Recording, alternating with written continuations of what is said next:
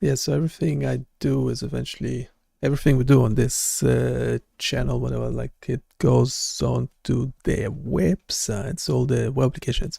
So essentially, wait, I might try and bring my face on or not. I don't know. What do you think? What do you think? What do you think? We could, wait, but we need a different browser. Cause currently, yeah, we need a different browser. Oh, no.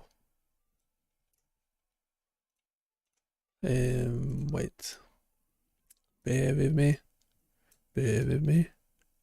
Bear with me. Well, you don't have a choice, do you?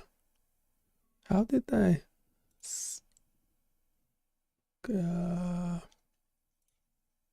Right. That was it. Oh, come on. This is split view nonsense. I'm trying to put yeah, Chrome is becoming too smart or something. I'm trying to put things in a separate tab. But then it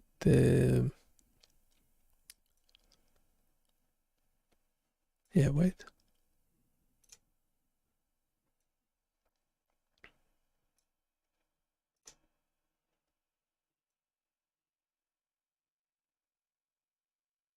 Why is it still blurry or something? Yeah, I'll put this one on the stream. Yeah, this window, so it should see my face. Yeah, if this screen size, I need to keep things at like 80% zoom size or whatever.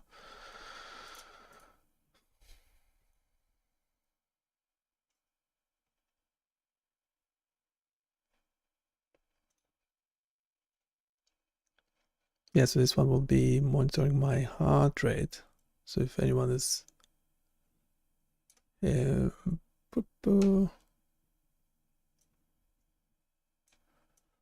if anyone is saying something funny, could then see what my heart rate is doing. How good is that? So we have the beats per minute overlaid on my forehead.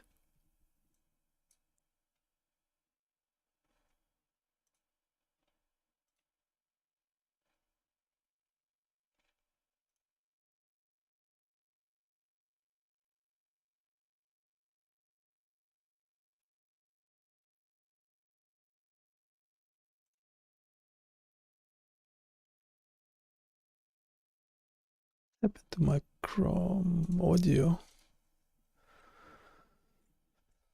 Yeah, we can doing development today, I'm not sure.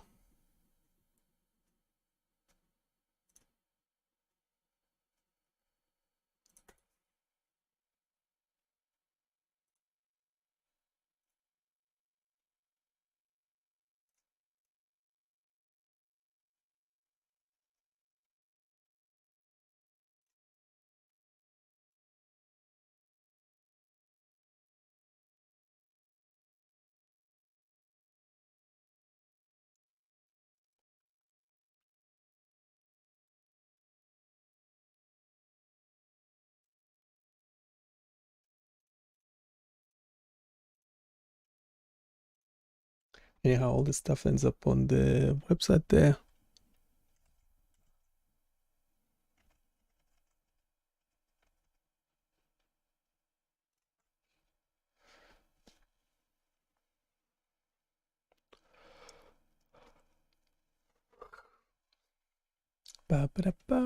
And we can use sonification for it as well, but that's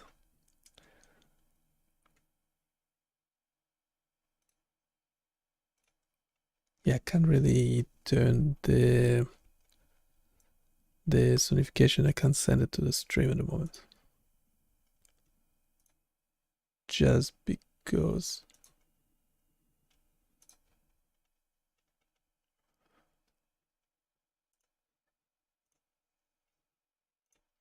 yes, so what we were doing something, yeah, for this one to work. Yeah, we'll test it again. Have to not move for a while. It will show the heart rate, we'll compare it to a smartwatch. It's doing 63, 63. Why is it jumping to 70? No, it's actually higher. It's actually higher.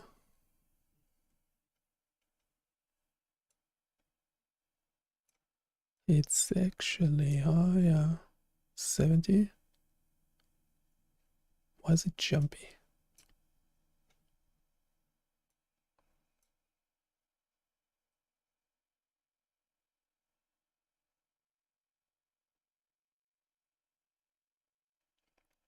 Yeah, you can see the two peaks on the spectrogram there. So it's the second peak is the one that gets confused with. Probably not enough light in the room or something.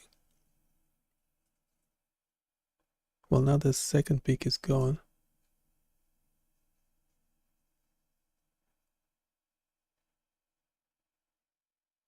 $77. Yeah, my watch shows 78. So that's close enough. That's close enough.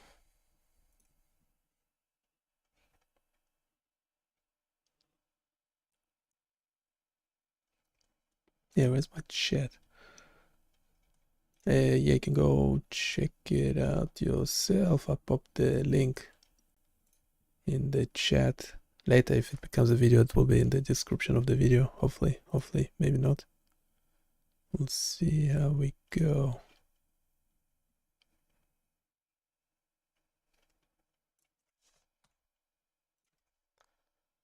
Yeah, that's the link.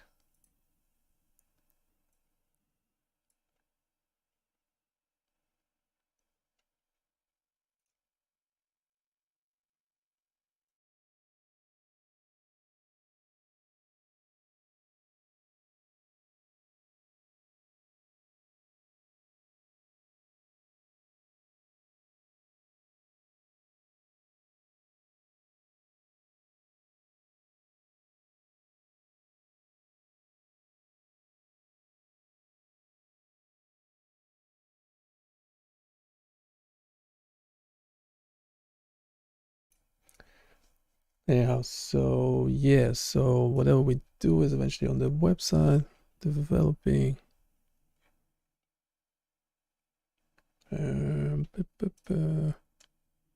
My microphone saturated? No.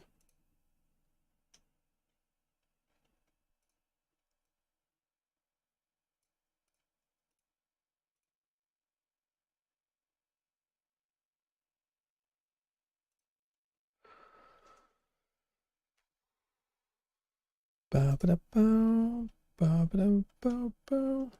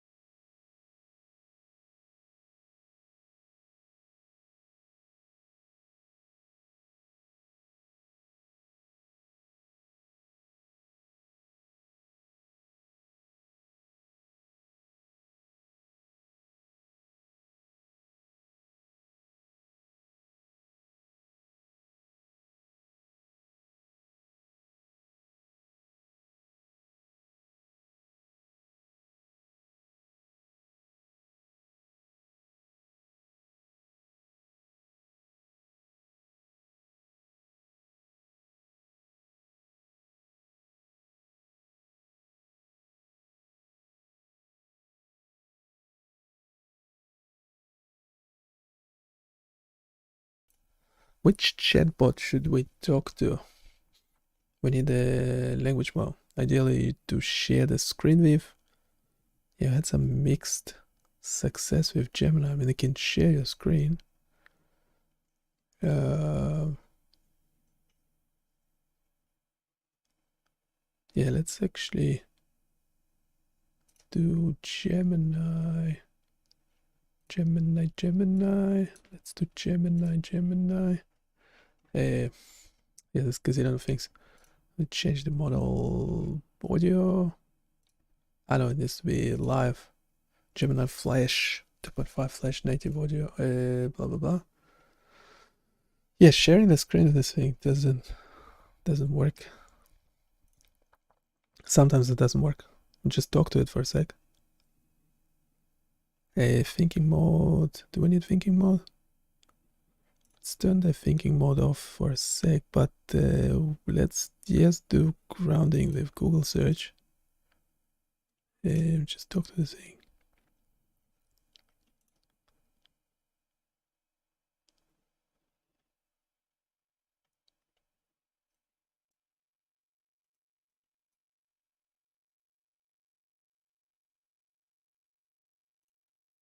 Oops. One sec. Give me a sec. It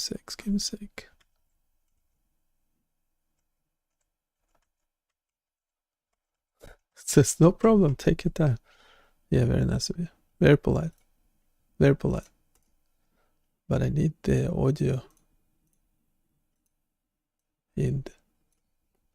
The audio in the. Wait a sec. Yeah. Okay. So now I'm sending the Chrome. Yeah, we're sending your audio into the stream. So we're streaming together on YouTube. What do you think of that? Streaming your audio to YouTube sounds like a good idea. No, I'm streaming I'm streaming your voice to YouTube as well. So you are a co-host. I understand. Being a co-host sounds like an interesting opportunity. What are the details? What are the details? What are the details? So making this web applications. So which can you look up voice models that I can share my screen with? Because actually, instead of just so as a co-host, you want to see my screen for it to work. So what do you think of that?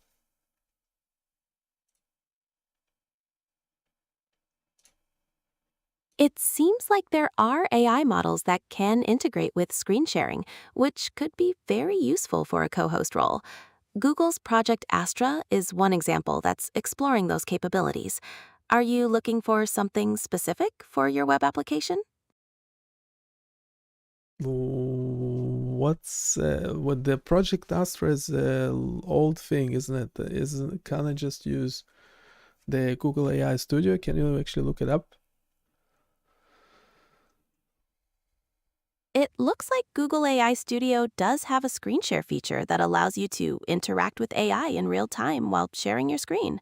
You can select different models and settings before starting the stream. There's Is no that different something? models. There's only one model now that I can select. There's essentially no selection. I cannot change the speech model.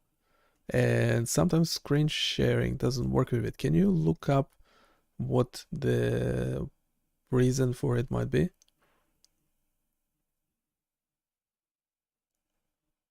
Some common issues might be browser compatibility, as some features work better in Chrome. Also, you need to ensure your screen share and microphone permissions are enabled in your settings. Sometimes clearing cache and cookies can also help. As for the model selection, it might depend on the specific version or access you have. Did you check those settings? Okay, let's try screen sharing for a sec. Which one are we sharing? Well, let's do this one. Okay, can you see the screen? Can you describe what's on it right now? I can see it. It's a real-time signal amplification microscope application. Your webcam feed is in the center, showing your heart rate at 77 BPM with quality fair. To the right, there are waveforms and a spectrum graph displaying the amplified signals. Is there anything specific you'd like me to focus on? Okay, do you think the BPM measurement, the bits per minute measurement is correct? And if so, how about the quality of the signal? It keeps showing fair. It seems to be showing fair even if the signal is visually okay. So can you explain that? The BPM measurement appears to be changing dynamically from 70s to even 140s at one point, though the quality fair label remains. The fair quality might be due to factors like subtle movements, lighting conditions, or the algorithm's sensitivity, even if the waveform looks clear. Are you seeing fluctuations in the BPM? No, so obviously there are fluctuations when I'm moving my head, that's okay. But even if I don't move, the BPM seem to be correct because I'm comparing it to a smartwatch, if you can explain that.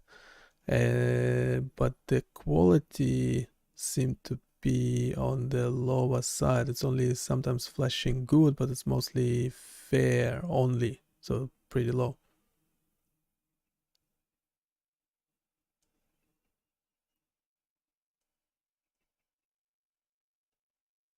It's interesting that the BPM is consistent with your smartwatch, even with the fair quality rating.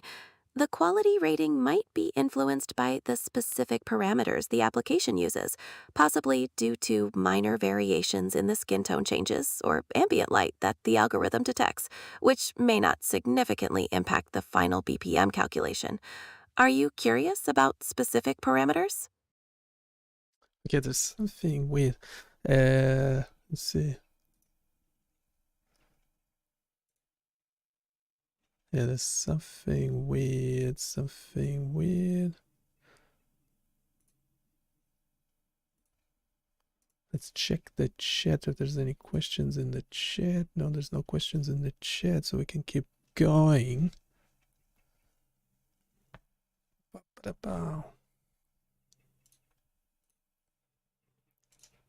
We can keep going. Yeah, so the thing is, there's like 800 megabytes in the tab for, yeah, 849 megabytes in the tab for this chat. So do we need to, we'll close the, we'll stop the screen sharing and just continue talking to it. Do we need grounding with Google search? I don't know. Well, probably not. We turned off thinking mode, so it should respond quicker, supposedly.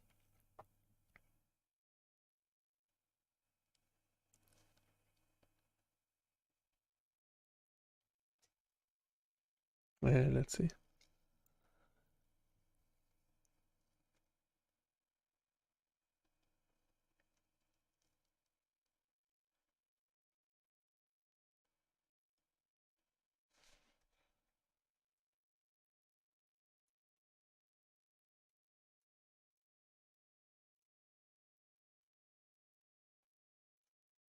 Okay, so without the code, can you explain how, without looking at the code, can you explain how the quality is being measured and potentially why it's remaining low, even though it's the signal appearing to be good?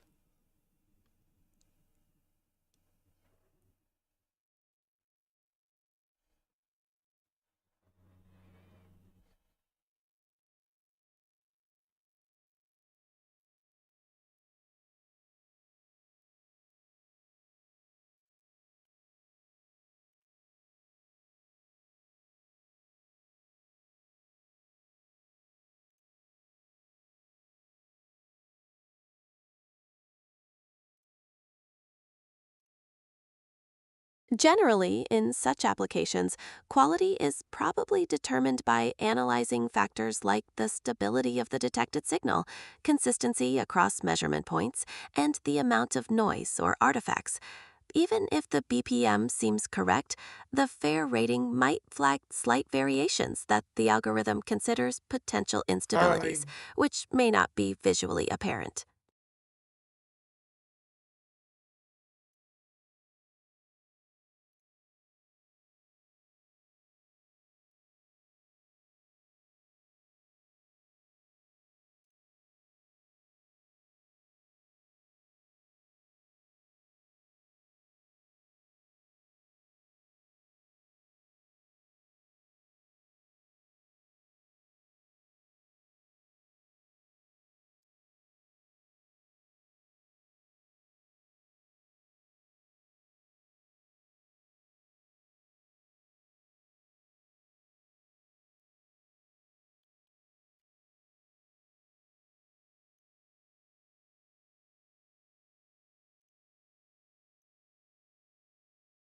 Okay, and can you look at the settings of the web application?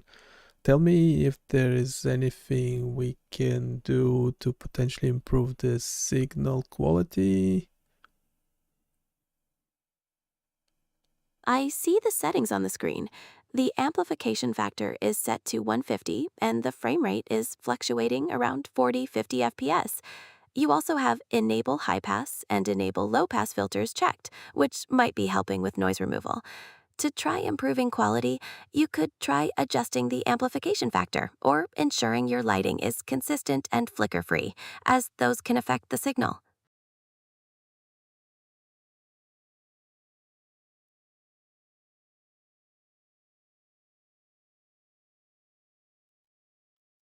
Okay, so can you actually, so say for the amplification factor, would you expect the signal quality to go up if we increase the amplification? Increasing the amplification factor might make the signal more visible or prominent in the graphs, but it won't necessarily improve the underlying quality. In fact, it could potentially amplify noise and artifacts too, which might reduce the quality rating. Okay, how about lowering the amplification factor? Lowering it might make the signal less clear, potentially making it harder for the algorithm to accurately track, which could also decrease quality. There's likely a balance that works best, probably around the default or slightly adjusted values.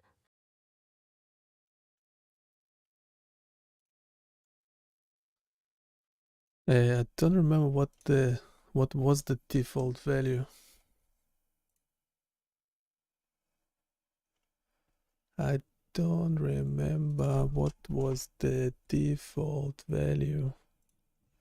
We can restart it. I think it was 100.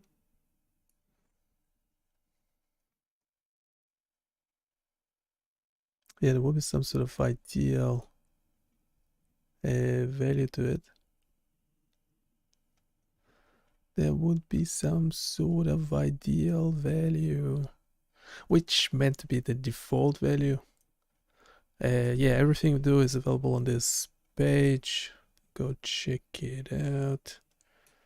Yeah, let's restart it for a sec.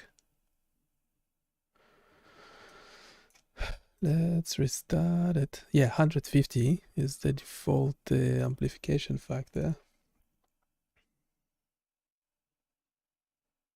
Yeah, the filter, low cutoff, high cutoff, 0.7, 3.0. That should be fine. In the past we had some trouble with the input, right? So now it's actually measuring your own camera. So whatever your machine can do, because in the past it will try and use a preset FPS frames per second, but it doesn't do that anymore. So that should not be a problem. The only concern at the moment, is that the quality signal indicator shows some lowish value. It's mostly stuck in fair, so it's just too strict. Essentially, it's too harsh. Because yeah, if I don't move, the light is good. I have some light coming from in front of me. Oh, there's actually better light. I think it's better with natural light. So if I look that way potentially. Now if it's stable, would it be stable? Okay, now we see some good signal.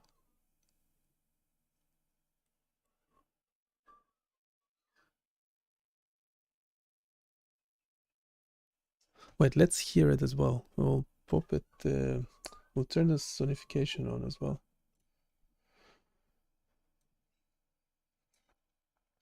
Okay, now it's horrible when I'm moving. Yeah, I'll send it to, hopefully you should be able to screen it as well.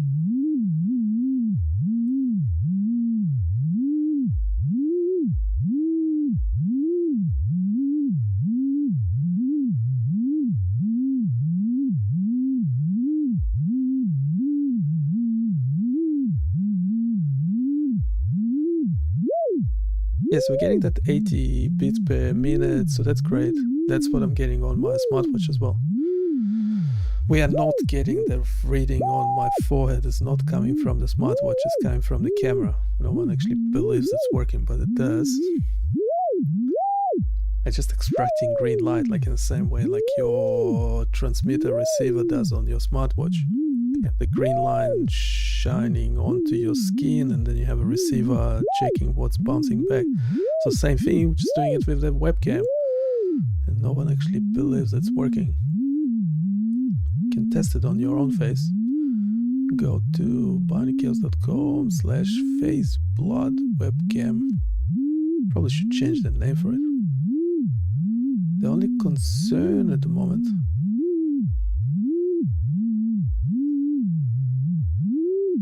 is that quality metric is killing me. It can't be fair. It's when it's good, it's also showing fair.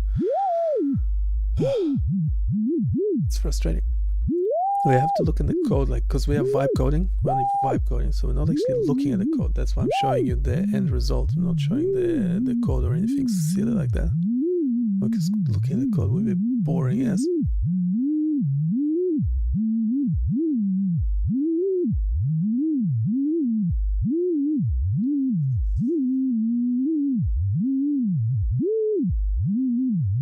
There's some hairline. Yeah, that the ROI, the region of interest, has to be over forehead. I have some natural light coming from this direction, so in theory the reading should be better. Probably should stop talking for...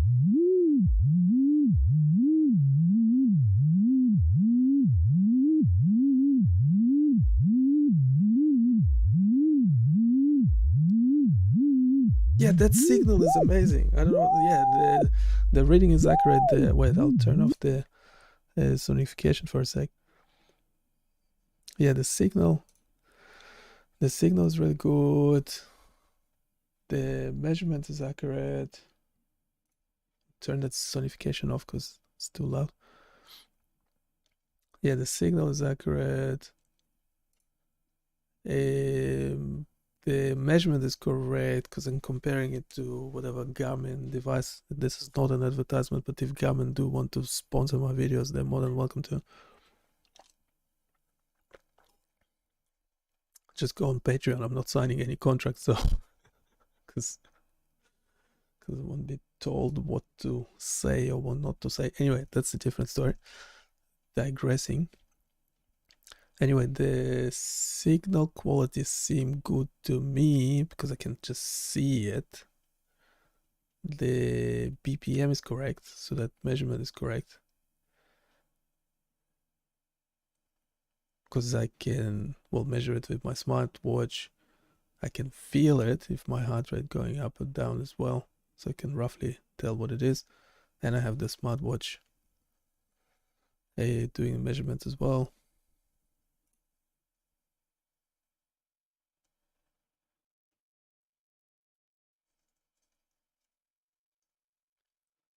The smartwatch doing the measurement as well. But that quality is stuck on fair. I think it did flash. I mean, it probably is working because I did see it flashing to good. Oh, the other question. Yeah, so we can. So obviously, so we're not going to be fixing the code ourselves. We'll be talking to one of these bots to try and fix things, change things, improve things. Yeah, so we're streaming the development process on a channel. Everything's happening live. Do we even have the code open? We need the code open. Are we gonna be looking at the code though? Need to update Visual Studio Code. Upgrade to get 1500 model requests per day with Gemini CLI and Gemini Code Assist Agent mode with Google API Pro. Well, thing is, I did update and then it cut me out. And then I reverted to a previous version and it kept working. So I don't know what is it they're trying to do.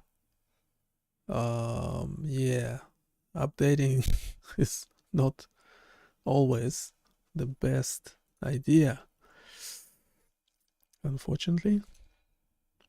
The other thing is that so we're trying to keep all the code in a single HTML file, so then you can just like pop it into any model, really. So that's good that way. Yeah, this is a perfect signal. What are you talking about with just fair quality? I did see it jump to good, but it's mostly stuck, as if it's stuck on fair. We need to increase the threshold somewhere.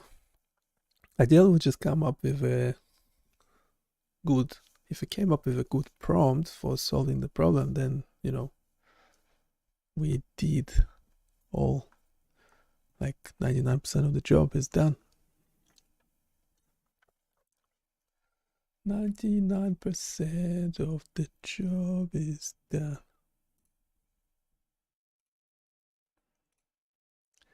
Yeah, you can go for the chat if you have any questions. Go for the chat if you have any questions. Otherwise, there's no human who likes to talk.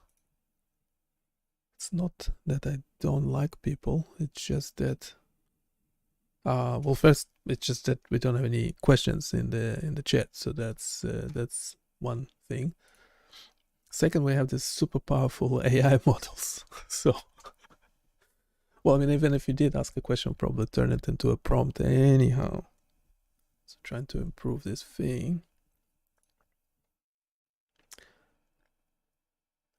Yeah, the thing was, they have a question. We had another question.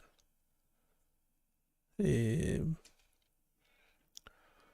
that sometimes we potentially see a PPG signal out of which we can extract not only heart rate but also blood pressure.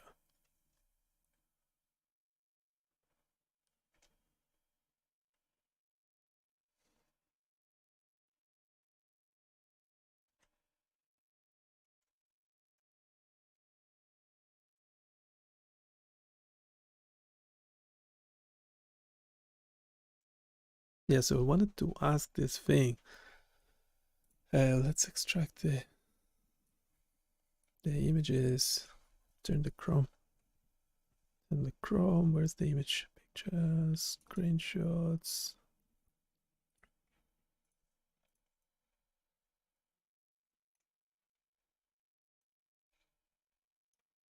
Yeah, I'll drop the last two images. It looks like the quality is now good. This might be due to improved stability or changes in the visual conditions. Is there anything specific you did just now? The quality has gone back to fair. This could be due to minor fluctuations in lighting or slight movements. Wait, so yeah, the quality is good when I'm not moving, so that's an obvious one. So not moving is the thing. Yes, I did turn some more light, whatever. Do you think there's a difference between artificial and natural light in terms of the resulted signal quality?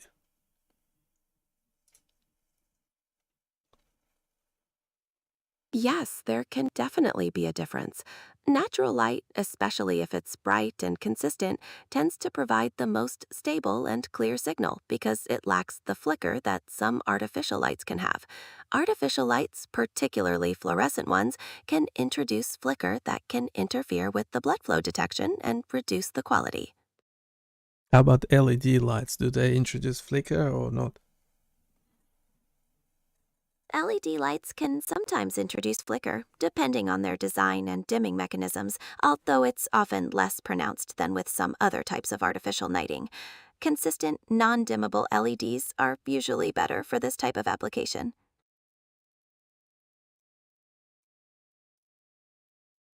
Right, and from the images above, if you can describe the time domain waveform or the frequency domain, is this how is it comparable to a PPG signal? Can you explain? The waveform in the time domain looks cyclical, which is typical of a photoplethysmogram or PPG signal, as it reflects blood volume changes caused by heartbeats. The frequency domain graph shows distinct peaks, which likely correspond to the heart rate and its harmonics, further supporting the comparison to a PPG signal. Wait, so from the signal, from that specific signal, do you think we can extract, does it have the dichrotic notch? Can you explain what it is and do you see it in the signal? The dichrotic notch is a small dip in the PPG signal that corresponds to the closure of the aortic valve. It's quite difficult to discern from the visual waveform in the image, as the resolution may not be high enough to clearly see such a subtle detail. It's more easily detectable with dedicated PPG sensors.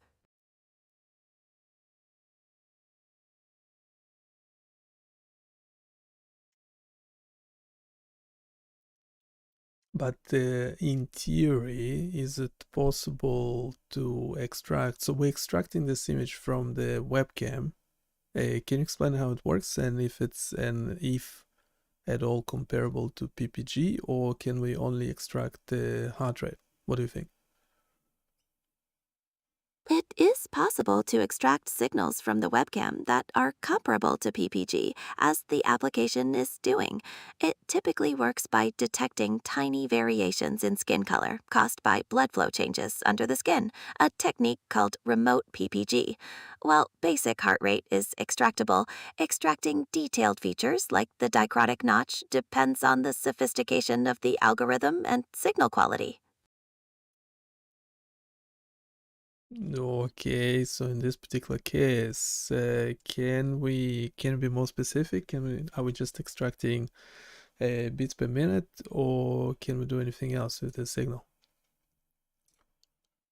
Beyond BPM, the signal can theoretically yield other insights like heart rate variability, which can indicate stress and overall cardiovascular health depending on the application's capabilities.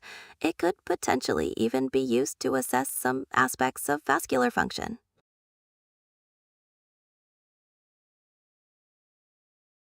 Wait, so essentially saying we can only do heart rate and potentially look at it like over time for variability, but can we also somehow discern, extract pressure, blood pressure? Extracting accurate blood pressure from webcam signals is more challenging and generally not possible with standard applications. While PPG signals can sometimes be used in conjunction with other data to estimate pressure trends, it's not a direct measurement like continuous blood pressure monitoring.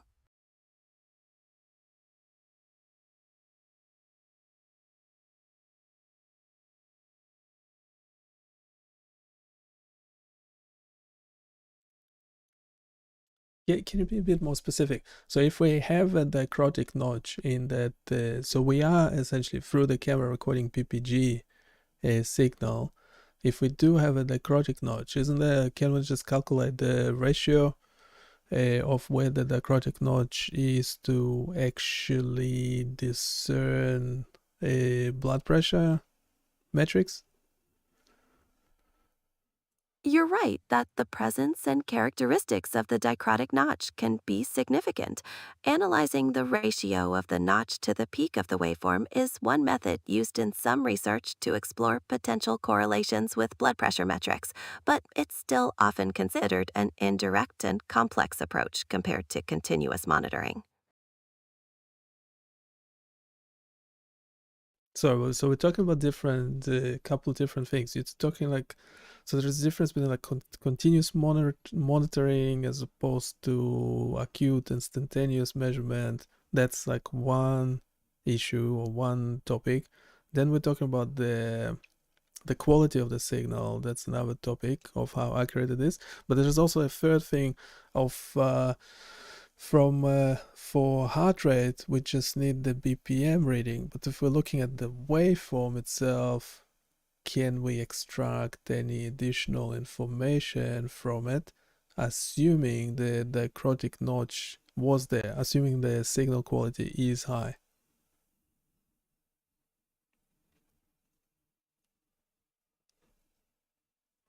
That's a good point about the different topics.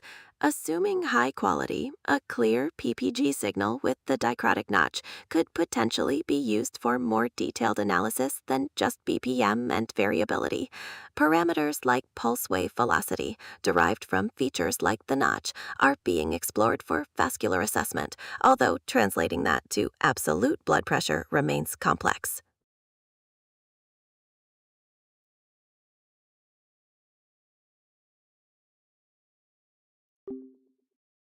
Right, we'll give it a break because it's struggling. I don't know why the audio after some time, the voice becomes this funny. It's kind of as if it's losing its voice or something. It's a bit weird. That's a bit weird.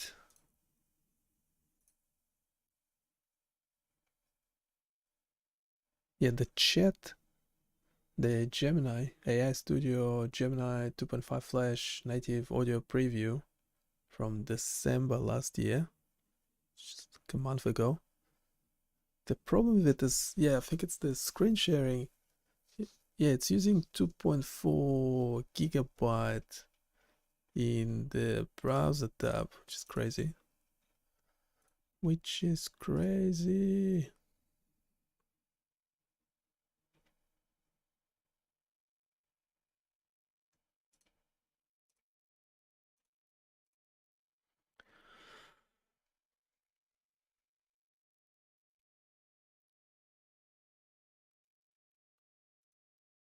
Yeah, so let me know if you have any questions or any suggestions as to how we can improve this thing.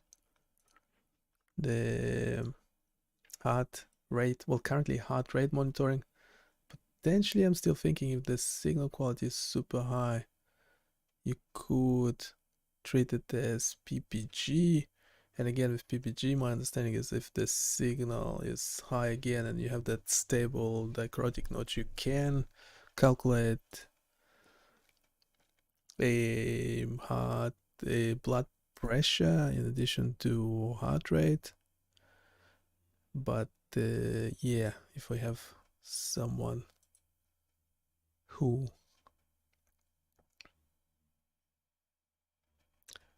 knows anything about this kind of stuff, do let us know.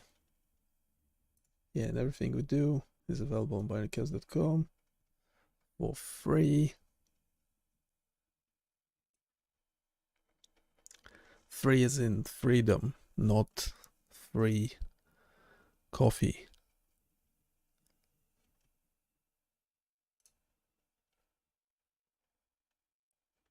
Um,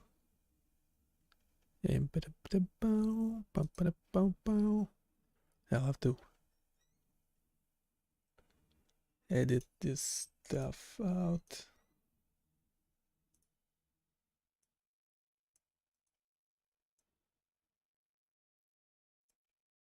This is all science, so we're taking papers, scientific concepts, turning them into interactive web applications like this one. This will have sound and everything. Yeah, the sound wasn't great last time I checked. The sound wasn't great. Optical illusions, eigenfaces. Yeah, the camera would not work over here because I'm using it on another browser. So I have to load the thing in another browser.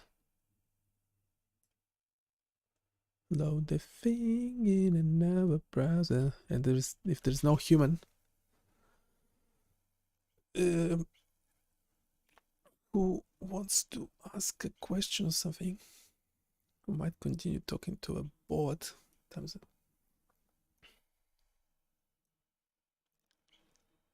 Shall we take a break or something? Maybe we'll take a break.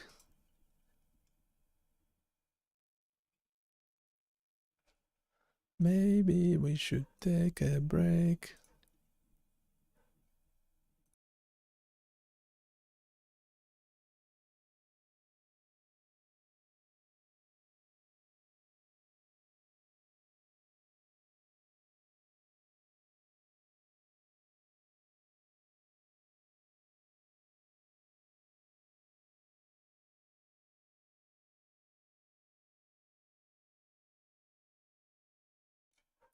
Yeah, the other thing we could have just brought this to... How's Notebook LM going these days?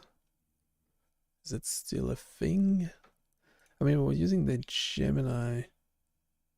But yeah, it has this thing where when the text is too long, it then starts making like a funny voice.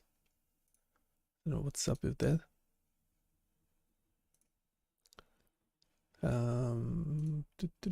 So I'm not sure if I should be using AI Studio or... I think the problem with there's always problems. Why there's so many problems? The Notebook LM, that currently I think it won't let me use it because I have too many notebooks, so it won't let me create new. You have reached the maximum number of notebooks, but then you should be able to just get rid of, I don't know what's the maximum.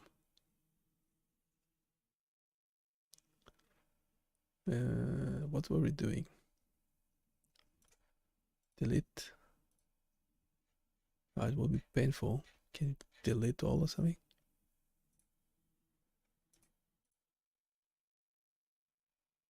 Can you select all and delete? Surely.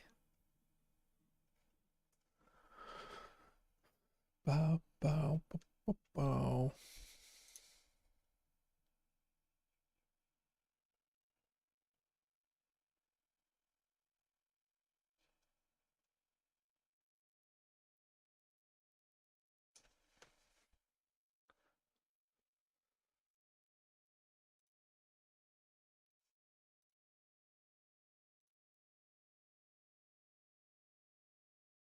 Surely.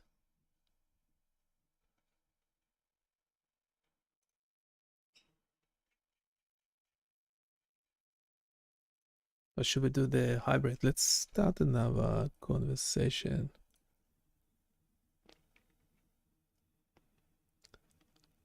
Can we would it be... Wait, I don't know which language model the voice model he's using. I know it sounds convoluted, but yeah, obviously like a Gemini 2.5, so that's like an older thing. So if I give it the code, can I just talk to it about it? Face, blood webcam. It's only 851 lines of code. Would it be able to...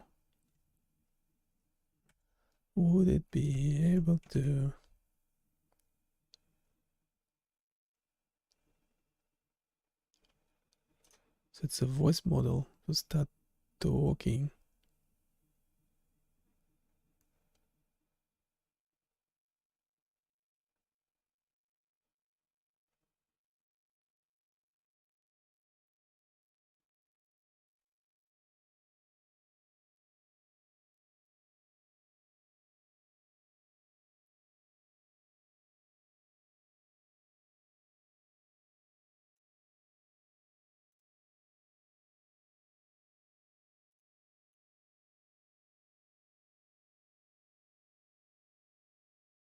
Okay, so we loaded the code to Gemini, the whole code, supposedly.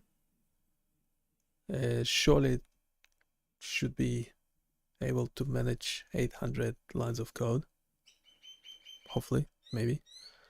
We'll turn. Yeah, thinking mode is off. Doesn't matter what the settings are, but yeah, we'll just listen to its response. It has a nice overview of what this web application is. This web application uses Eulerian video magnification to perform real-time remote photoplethysmography, or RPPG. It extracts a pulse signal from your webcam video by amplifying subtle changes in skin tone caused by blood flow. The amplified signal is then analyzed to estimate your heart rate, while also visualizing the waveform and spectrum. It incorporates a resampling engine to ensure accuracy across different cameras and provides dynamic face tracking.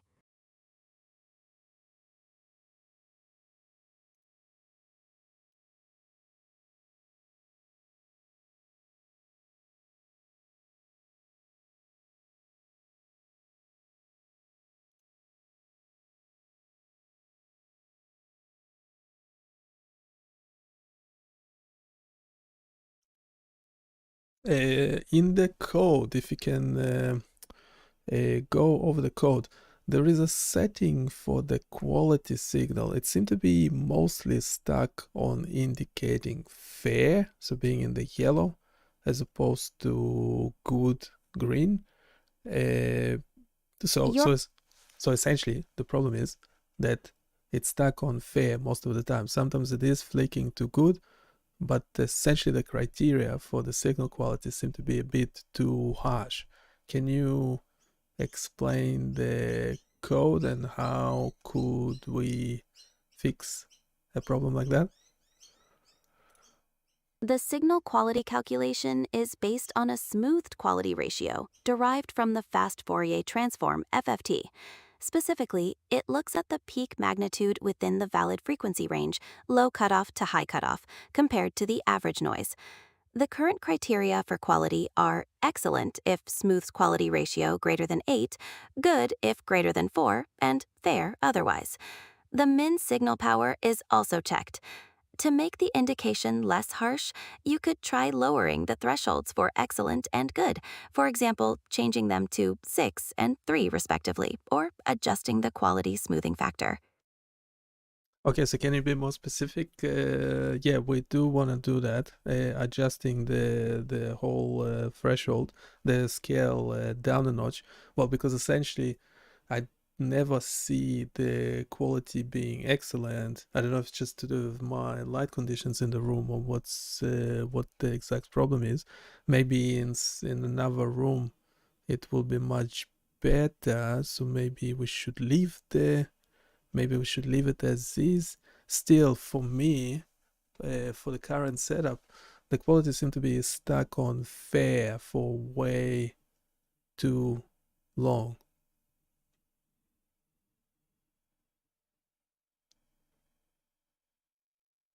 I understand. It might depend on various factors like lighting or camera quality. If you'd like to adjust the criteria, the relevant part is the logic in the draw frequency graph function. You can change the comparison values for smooth quality ratio from greater than 8 and greater than 4 to something lower, as mentioned, like greater than 6 and greater than 3. Would you like to see the specific lines you would modify? Can you generate the prompt for the developer without telling them exactly what the numbers should be, but essentially explain what is it we're trying to fix and how we're trying to improve the quality metric? Adjust the smoothed quality ratio thresholds in draw frequency graph to refine the signal quality metrics. The current criteria may be too stringent, often resulting in fair quality readings. The goal is to make the quality indication more representative of varying lighting and camera conditions, allowing for good and excellent more readily.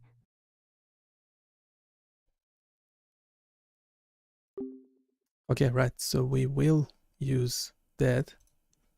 We will use that.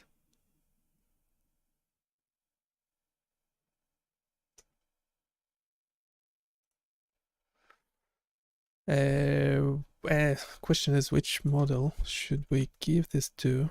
Which model should we give this to?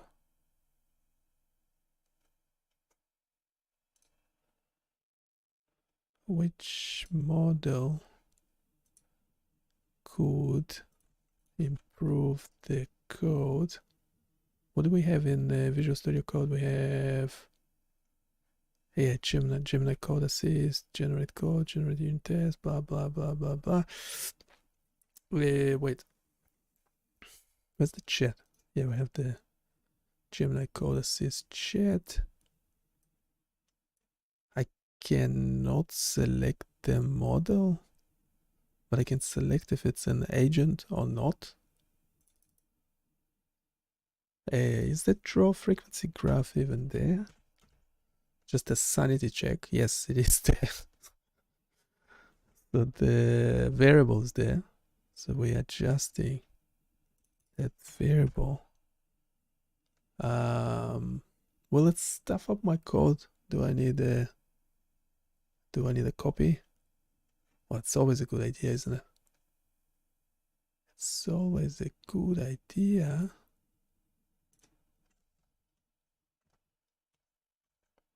Let's have a copy, but we will modify what we currently have in production, whatever. Hey, agent, we need an agent. Yes. Oops, what did we do?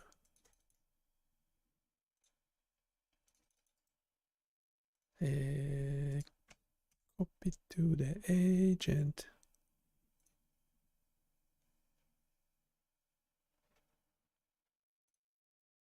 Agents are coming.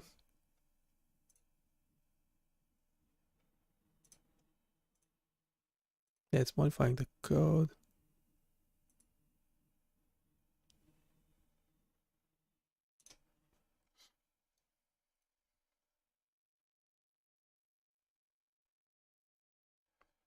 I will have to check it in locally, don't we? Check it locally. Gemini, what's it doing? Analyzing threshold values. Okay, so it made change suggestions. Yeah, it's modified these numbers. I can show you what it looks like. Yeah, so that's the code. We're not going to look at the code. Yeah, we're trying to smooth the quality ratio, draw frequency graph.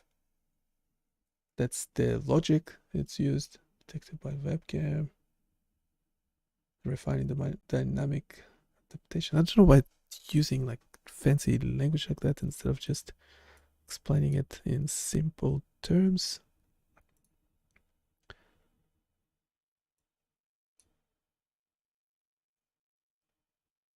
How's it to do with brightness? Why is it?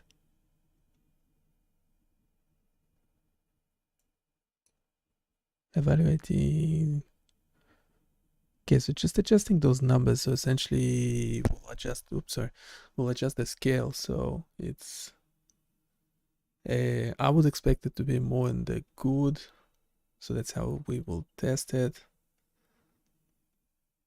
So it made a suggestion.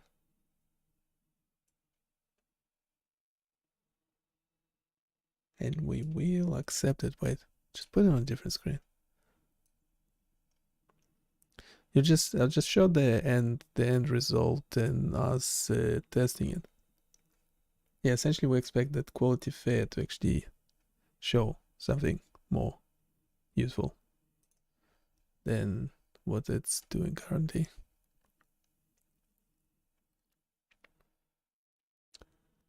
Okay, API error.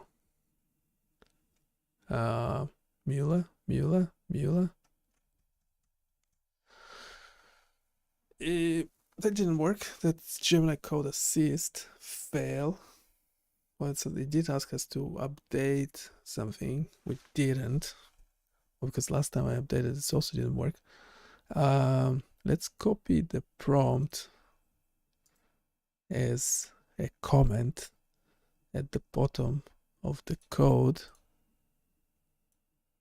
and give it to a chat model. Give it to chat model.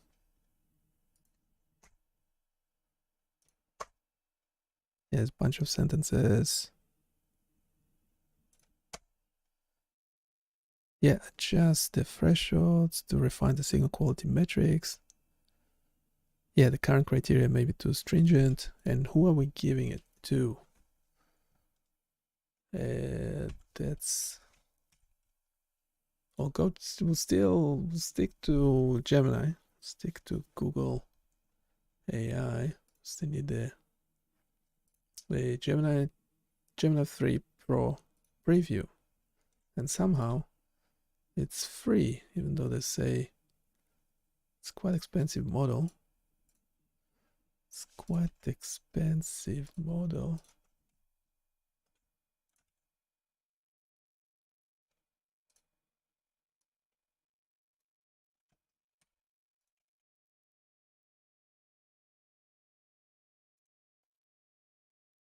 We'll regenerate the whole code.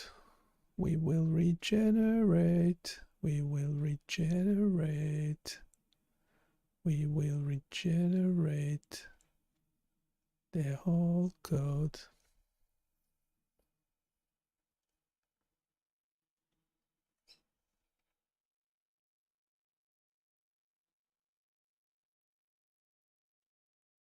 Yeah, it's doing something weird. It's doing something weird.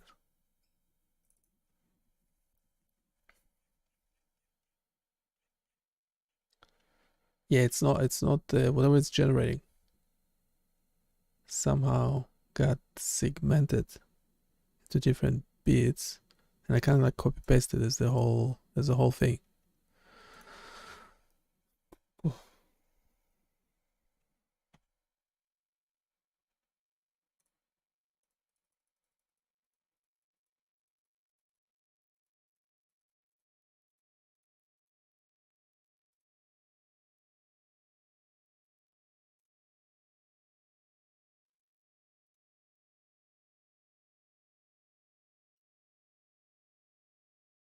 Yeah, obviously, you can just modify the draw frequency graph function. So that metric is only affecting the rendering. It's not affecting anything else. Is it? Yeah, I think so. Yeah, it's just an indicator on the screen.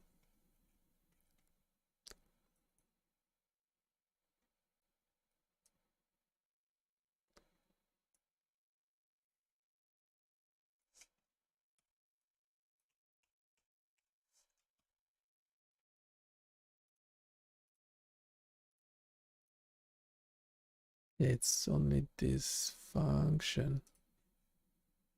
Draw frequency graph. Draw frequency graph.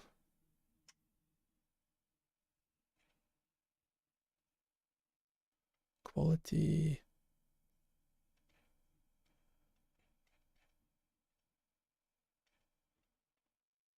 Okay, I'm not sure. So it's only affecting the rendering, that label on my forehead. It's only affecting the labeling on my forehead.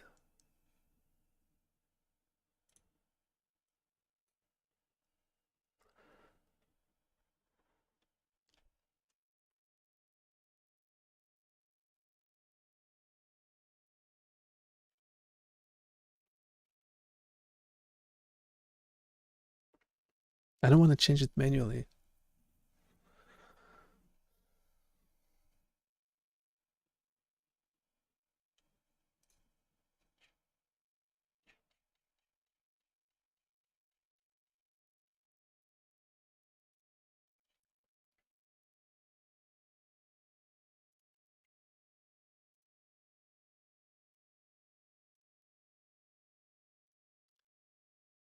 Okay, so is it only affecting one function?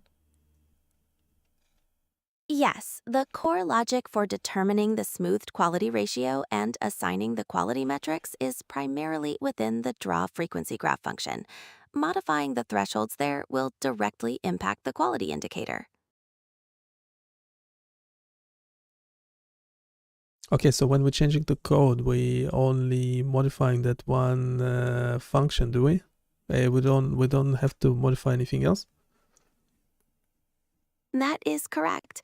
The primary adjustment for the quality indicator is within the draw frequency graph function. No other functions should need modification for this specific improvement.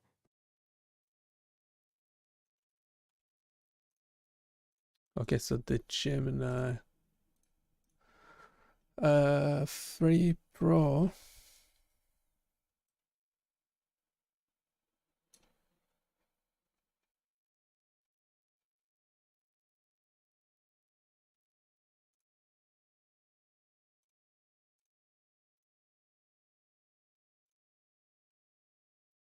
Yeah, let's just modify that one thing. A good thing in AI Studio is that you can delete things fairly easily. I assume it's actually, removing it from the whatever. Actually removing it, not that you just don't see it anymore, kind of thing.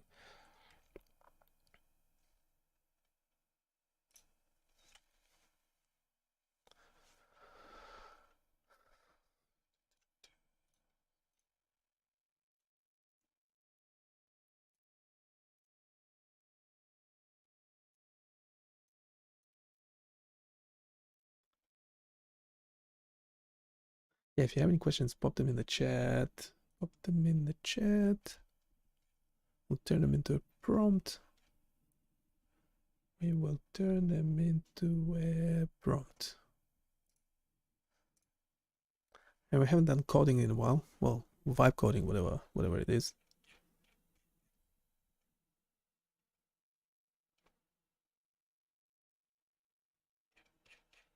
So why it's still trying to generate the whole code.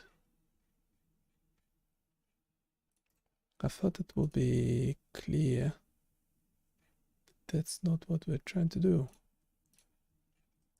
Wait a sec. The primary adjustment is the quality indicator. No other functions should need modification. So we just need to regenerate.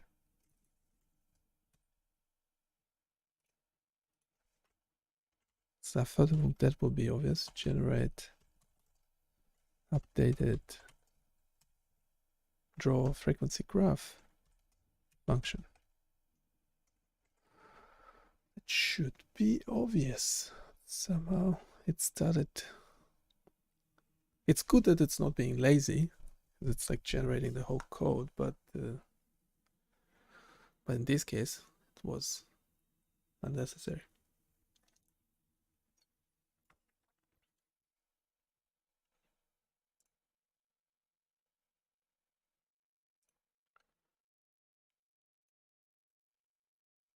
In this case, oh come on, really? A draw frequency graph? Is it that long?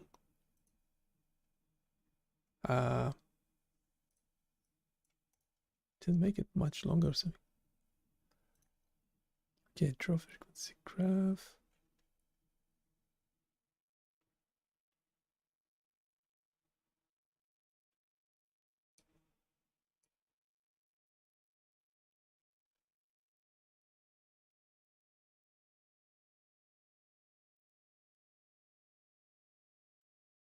Yeah, that's the linter, whatever, like the way it looks. No, I think it's just the one function.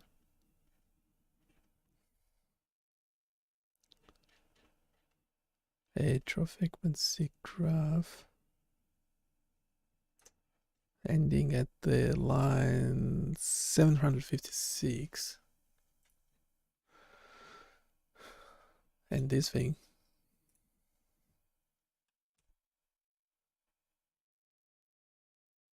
Okay, they added another like 100 lines of code.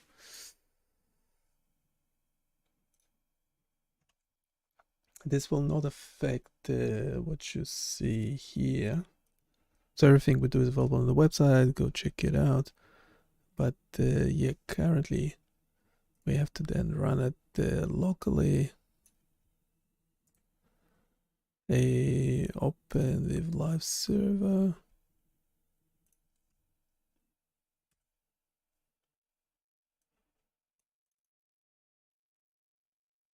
Okay, now the yeah, so it did make the change. It is as expected, but now it's like too good the other way around. Now it's like showing quality excellent all the time.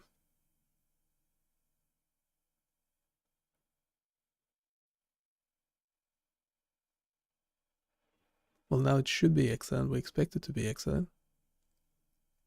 But when we move and stuff, it's dropped to good.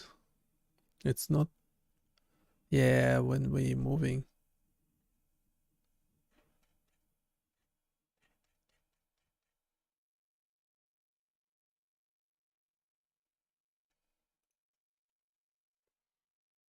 Now it's the opposite problem. Now it's stuck on excellent. Wait.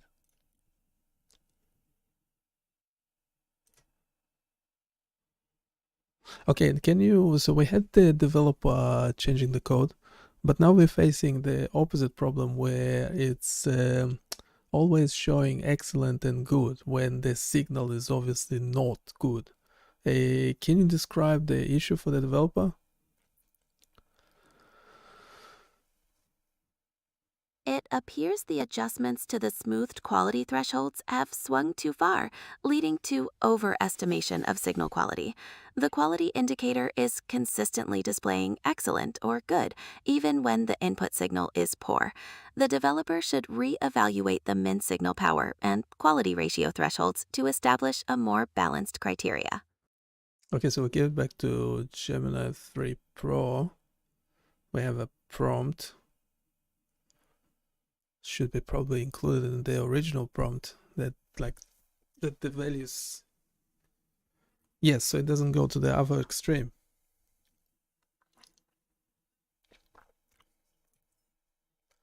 So it does not go to the other extreme. We don't want that. We don't like extremes. We need to find that sweet spot. Sweet spot, sweet spot. The thoughts I'm currently focused on, blah, blah, blah, adjusting the quality threshold I've examined, blah, blah, okay. Optimizing FFT visualization. Okay. Evaluating spectrum representation, refining calculations. Okay, so it should have changed the values. Yeah, we're not going to go into the code because we are vibe coding. We're not going to do anything silly like reading the code, will we? But we do need to test it. So we have to draw a frequency. Actually, let's bring it to what it was before. Yeah, so this is when it was stuck on mostly fair as opposed to showing good when I was expecting it to show good. And we have a new draw frequency graph function. Rebalance thresholds, sounds good. Copy to clipboard. Blah, blah, blah, blah, blah. Function. Yeah, we have the function is currently ending at 756 line. And when we update, it's 824. Okay. I have to trust the system. Trust the AI gods. Well, there's no other option. Let's test. Where's my thing? Okay, now it's showing good when it's not good. That's not good. That's not good, showing good when it's not good. I know it doesn't make any sense, but bear with me.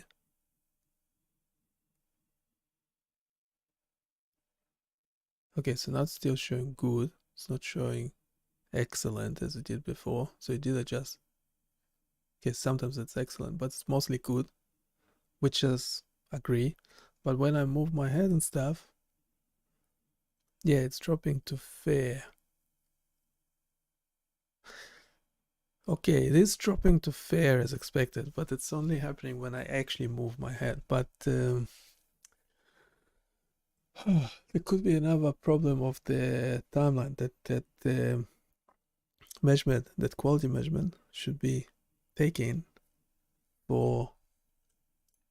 Let's talk to the thing again. Okay, so the developer was able to make it a bit better. However, it seems, can we check the code?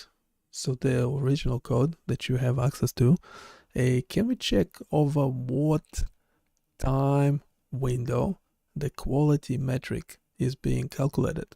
Because currently it seems to fluctuate quite a bit, as opposed to I'm kind of expecting it to do the calculation based on the whole waveform in the current visible window, time window.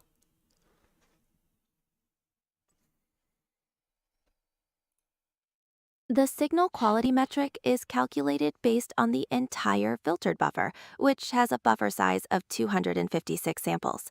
Since the fixed time step is 10 over 1000 over 30 Hz, the time window for the calculation is approximately 256 over 30, which is around 8.5 seconds. The fluctuation might be due to the smoothing factor and the real-time nature of the calculation.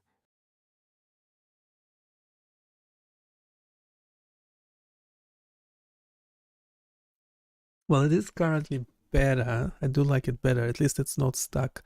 The quality is not stuck on poor, but then it's sometimes showing excellent when it's obviously not excellent, and also fluctuating too fast to my liking. Anyhow, can you explain without the numbers? So the calculation, the signal quality is being calculated over the whole window that I'm looking at. So it's whatever currently 8.5 seconds. Is that correct? Yes, that's approximately correct. The buffer size is 256 samples, and with the fixed 30 Hz sampling rate, the time window is indeed about 8.53 seconds. The fluctuation might be influenced by the quality smoothing factor, too, which smooths the ratio over time. Okay, so can you explain in simple terms? Yeah, looking at the code, like what we can do. So currently, for example, if I moved once and that large spike is there in the waveform, the time domain, I would expect the signal quality to indicate poor or low. And what do you think? Does it would it doesn't do it at the moment? Can you explain? Try and explain why?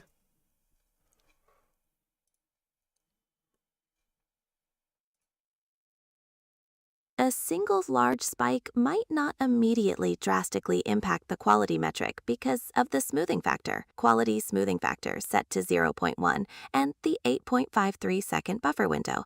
The smoothing averages the quality over time, preventing abrupt changes from temporary spikes. To make it more responsive, you could try increasing the quality smoothing factor or potentially shortening the buffer size, though that can impact stability.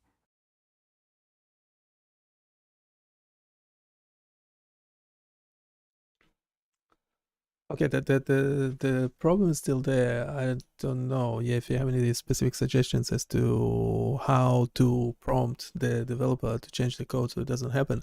So currently, when when the signal should be continuously indicating, the quality should be indicated as poor. It's now still fluctuating to good, or even excellent, when it's obviously should be indicating poor or bad or low quality. So it's something to do with the lower range of the threshold.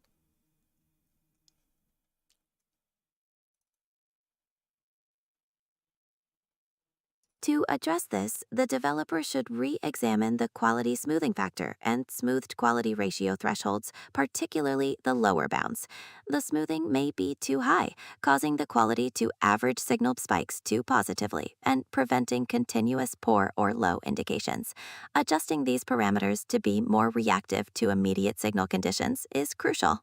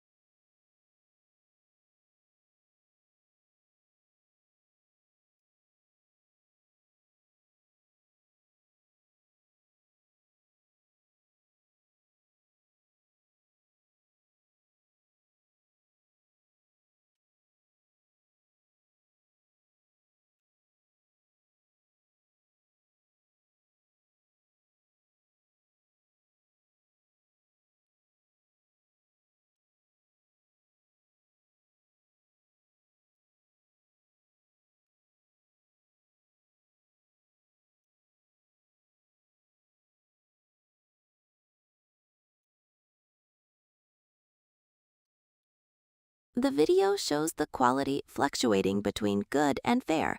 The fluctuation might be more pronounced due to the current smoothing settings, as it's continuously averaging the signal quality over. Now, what are you talking about? The two images, the last two images that I shared with you.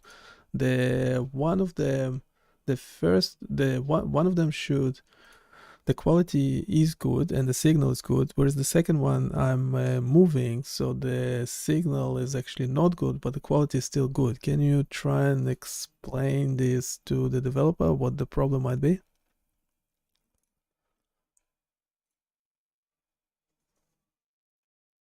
I see the distinction. In the first image, the waveform looks stable and the quality is good.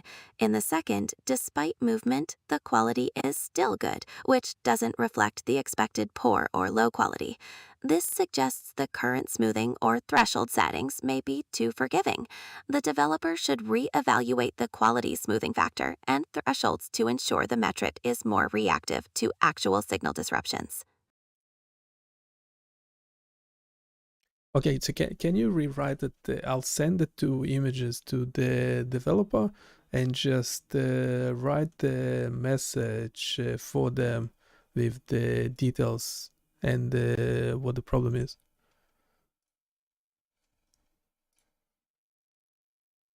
Based on the provided video and description, the signal quality is fluctuating between good and fair. The issue is that the quality indication is too reactive to temporary spikes, failing to continuously indicate poor or low quality when warranted. This is likely due to the current smoothing factor and smoothed quality ratio thresholds. No. That should be based on the last two images that I shared with you, not the video, where the quality in both of them is good and one of them should be poor. Can you explain it for the developer? Write a message to the developer and I'll attach the two images as well. Please inform the developer that the provided images show the quality metric consistently indicating good, even when the signal quality may be poor or low, as observed. The algorithm's thresholds for smoothed quality ratio and min signal power need to be recalibrated to accurately reflect current conditions and avoid overstating quality.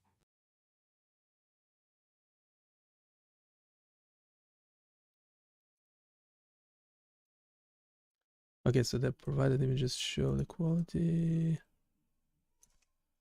Okay, that one's good. I'll pop these two images to Gemini 3 Pro. I mean, it's on it. It's onto something.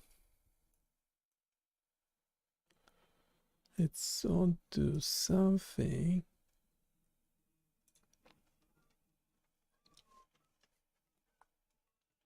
Yeah, so we're trying to improve that quality metric there. So now, before it was stuck on poor quality or whatever it was, now it's kind of stuck on good, even if the signal is not good. So now that's like the opposite problem. So obviously, if it was a commercial product, we'll go with this version. Reality is that both are bad. So it's like a difference between what's called false negative or false positive, whatever. True negative, true positive, whatever, the hit rate thing. So so there's four options, right? The signal can be the quality of the signal. So we're talking about the quality of the signal. So it can be great and we're detecting great. It can be poor and we're detecting poor. But then there's other two combinations where the signal quality is bad, but we think it's good, and the opposite, when the signal quality is good and we think it's bad. Before, in the previous version, we had the opposite problem where the signal was actually good, but the indication was, stringent, too strict, and it was showing the signal is actually poor. The indicator, the quality metric there on my face. Whereas now we have the opposite problem where it's not indicating when the signal is not great. It didn't make any sense. It doesn't make any sense. Okay, based on visual evidence, change it may raise the effective mean power. Okay, so change some threshold. Stiffen the signal to noise threshold. Excellent, raise from 4 to 5. Okay, so it's raised. So it should. Yeah, we want to keep excellent to like really excellent. Like if you have like, probably, daylight in your face and everything is super great, then it should be excellent. Introduced fair flow. Previously, any signal with enough power was at least fair. Now the quality ratio is below 1.5, indicating the signal is mostly noise. It will be classified as poor. Okay, so it added another step in the quality signal indicator. Again, we're still just modifying the draw frequency graph. So actually, let's draw frequency graph. Let's actually change it back to what it was, where it was indicating fair most of the time. Where it was indicating fair most of the time. I'll change it to the new version. We'll test it. Test it. Test it. Test it. Test it.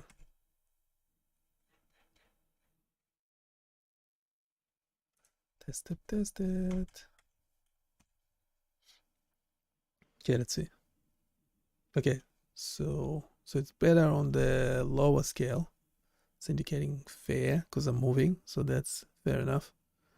Now when I stop moving, let's see what happens when the signal quality going up. Okay, now we have good. Good, good, good.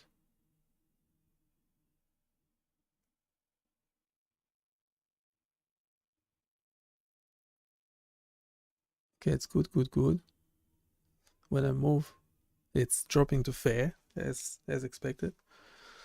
And I had 73 on my Garmin. By the way, if Garmin wants to support my videos, they're more than welcome to.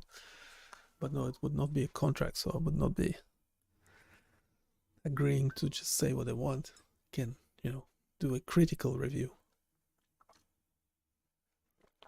Garmin, if you are listening. Okay, let's test it again. Okay, so now it's fluctuating between fair and good. That's okay.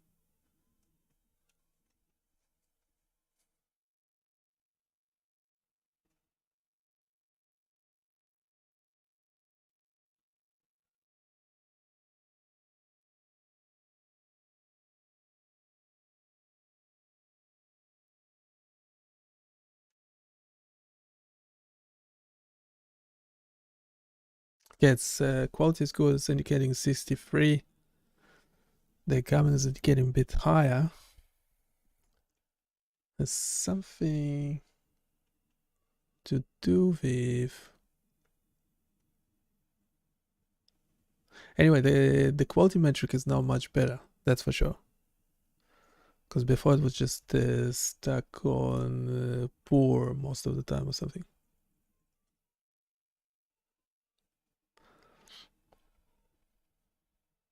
Just take a quick break and continue from there.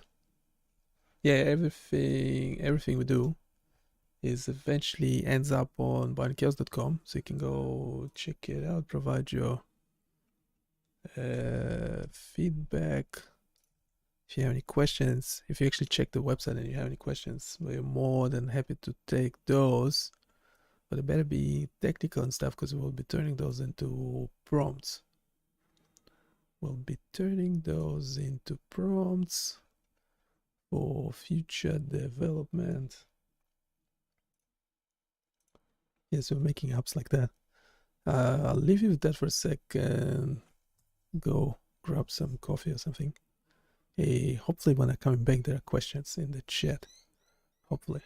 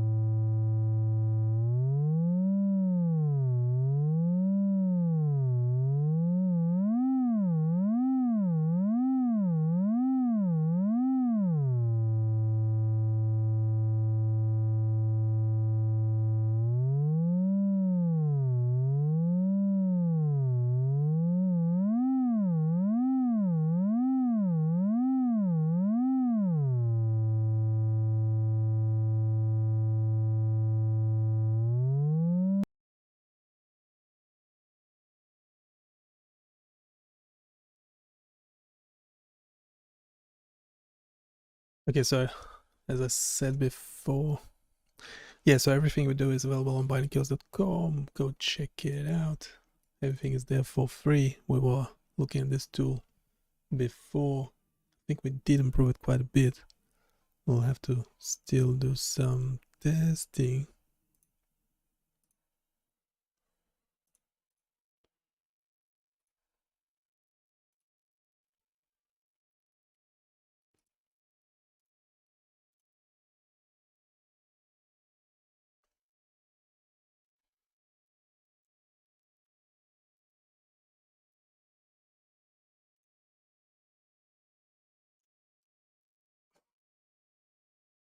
If you have any questions, or if you checked any of the other tools on the site.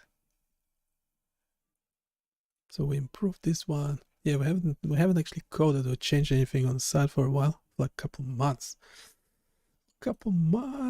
It's crazy. But now we are back.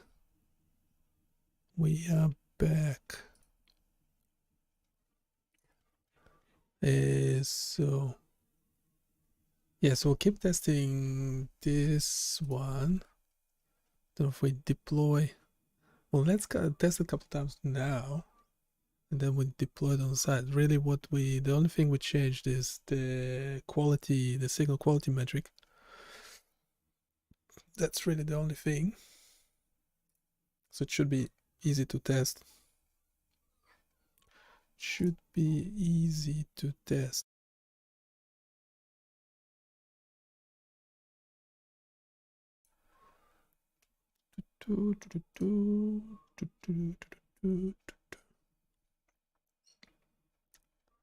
Oh, you can test it for me as well. How good would that be? If you could actually test the tool for me, that would be amazing. It's open source. You can run it on your website or something if you want. You can run it on your site if you want. Just test it a couple times, deploy the site, hopefully move on to another tool. Also have a list of tools to fix. It's now a bit showing. Now I suspect that it might be showing a bit of a lower. The bits per minute might be on the lower side.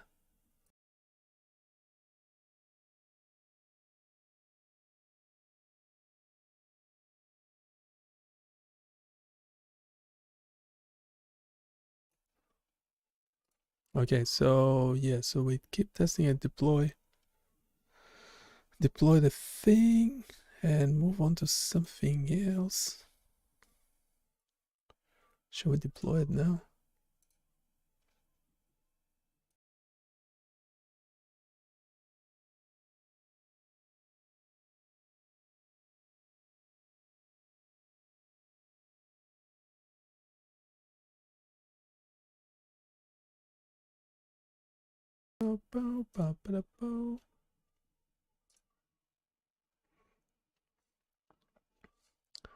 Yeah, now suspecting the BPM reading is a bit too low. The beats per minute. Is it a bit too low?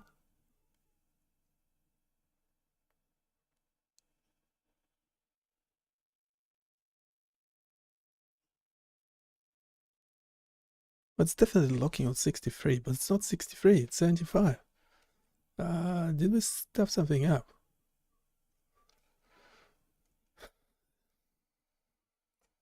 Okay, this is actually the previous version of the code.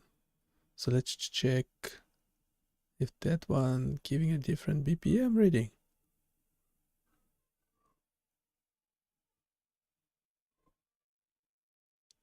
Yeah, this one giving 77. And now it's 71. Oh, I can't even test it properly.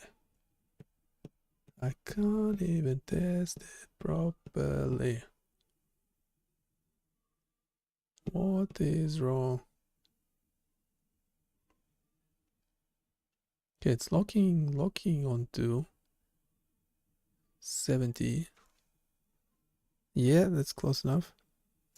Maybe my watch. Wait, because the thing is, yeah, this one will depend on like the light conditions in the room. The watch is highly dependent on your hand position and how tight or loose the smartwatch is. So you get the pros and cons, pros and cons.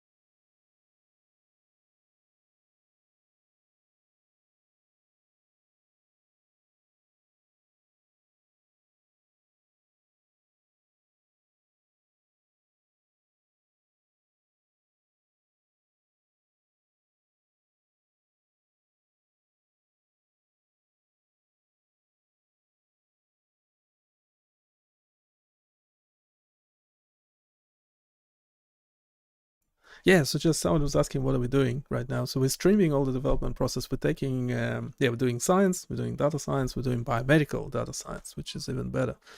So yeah, because data science could mean financial and stuff like that. We do not touch that. Anyhow, so we normally take scientific concepts and turn them into games. We turn them into web simulations. So like web applications that you can go and use on a website. They all get dumped there for you to try out for free.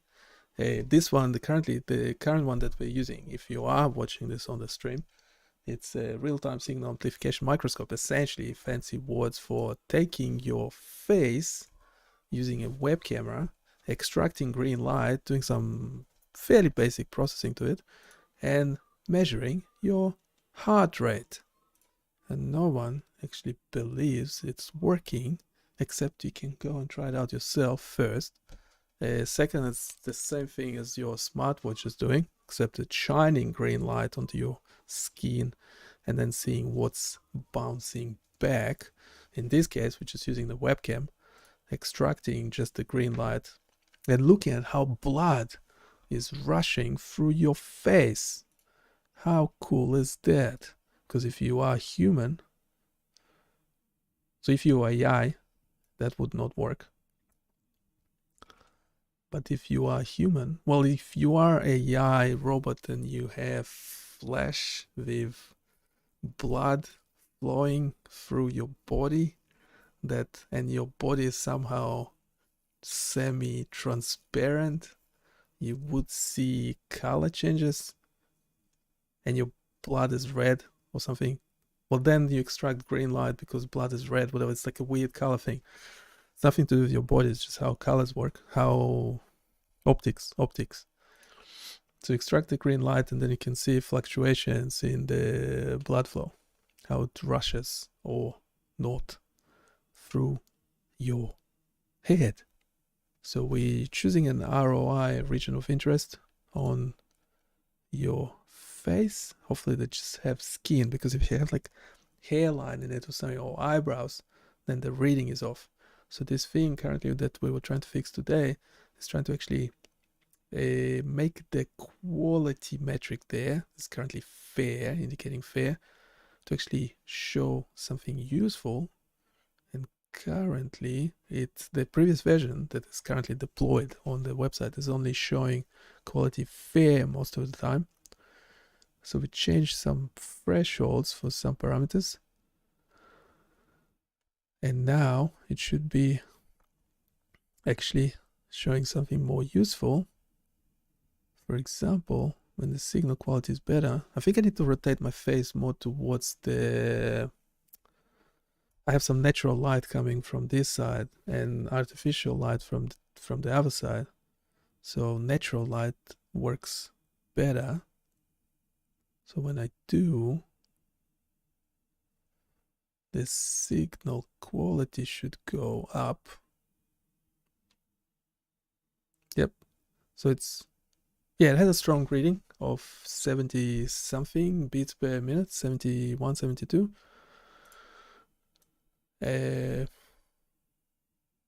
71, 72, and the signal quality indicator there was actually showing good, so that's good. Pun intended.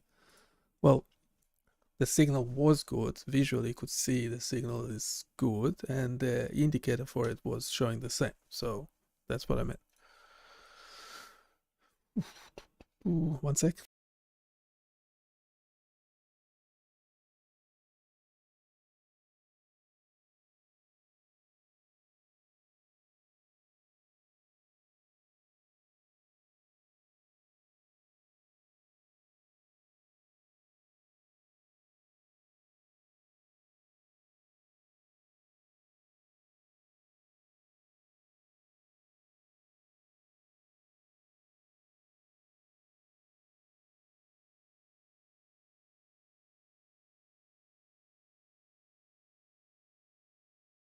Sorry, I forgot to unmute myself. Unmuting is helpful. Yeah, anyway, let me know if there's any questions. Yeah, we will deploy the new version. Should be slightly better onto the site. You can just go BioniChaos.com/facebloodwebcam to try it on your own face, try it out, use it. Do provide your feedback, see if it's... do tell us if it's working or not, because it is a prototype. It is a prototype, as everything else on the site. It is a prototype. Beep, beep, beep, beep. Yeah, whatever. Do you know what to do? Subscribe, like, subscribe, unsubscribe if you're not watching. Yeah, we have more videos coming out. We have more tools coming out. In the works. They are in the works.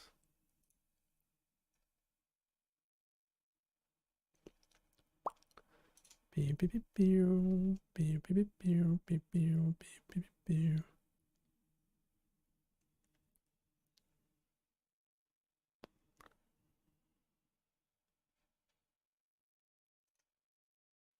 Let's just check a few things and we'll see what we do next.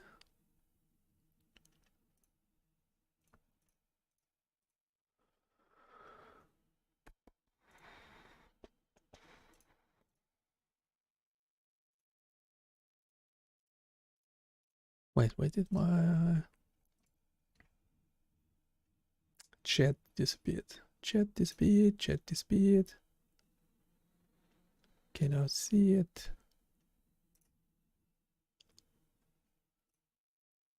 Should we bring yeah, just probably just talk to a bot while I'm having my lunch. How good is that? You could just go have a rest and the bots will keep doing the work for you. How amazing is that?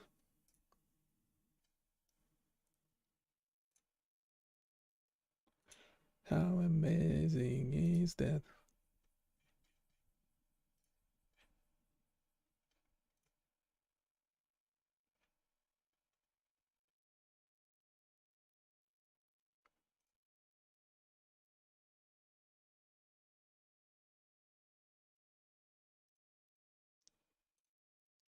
Okay, can you actually provide a summary for everything we did so far? Don't mind the technical details.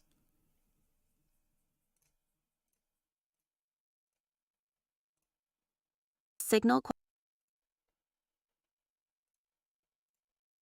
One second, I forgot to turn the audio for that, for the bot.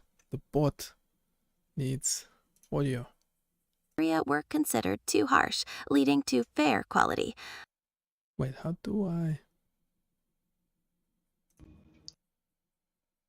It's still generating, so I'm not sure.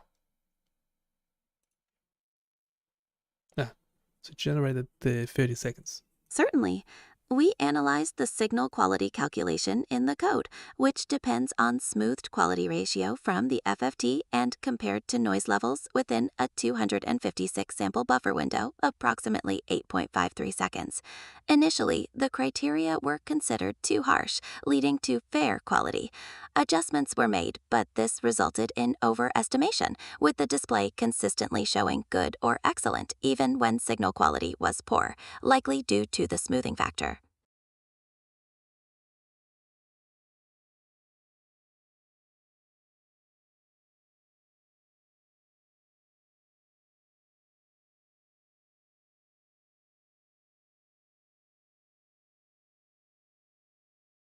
Okay, we'll share a few photos with it. Sorry, we'll share a few photos of the web application with this model.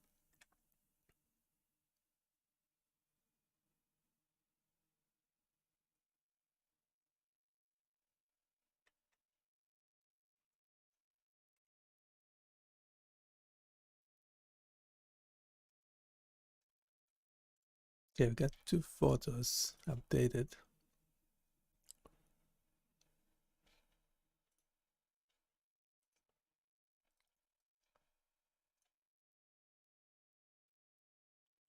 The image still shows the quality as good. The summary stands that the smoothing parameters and thresholds likely need further refinement to accurately reflect non-optimal signal quality. This image shows the quality as fair, indicating the fluctuation persists. The summary holds true. The developer should focus on recalibrating the smoothing factors and thresholds to achieve a more accurate and stable quality indication. No, I'd say it's actually seemed to be working okay now. That's Yeah, great to hear. So, the recent adjustments have improved the signal quality indication. Is there anything else you need assistance with regarding the code?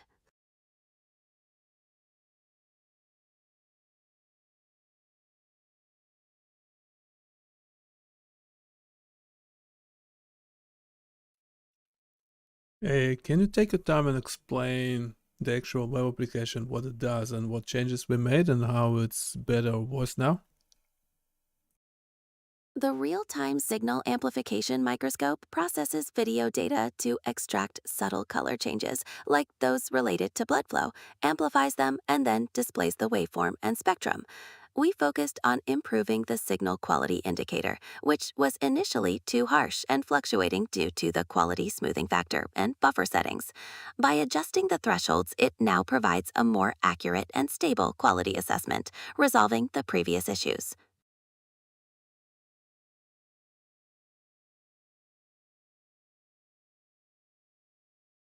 Yeah, can you describe it in more? Can you describe it in more general terms and do like a standalone explanation? Don't mind it being detailed.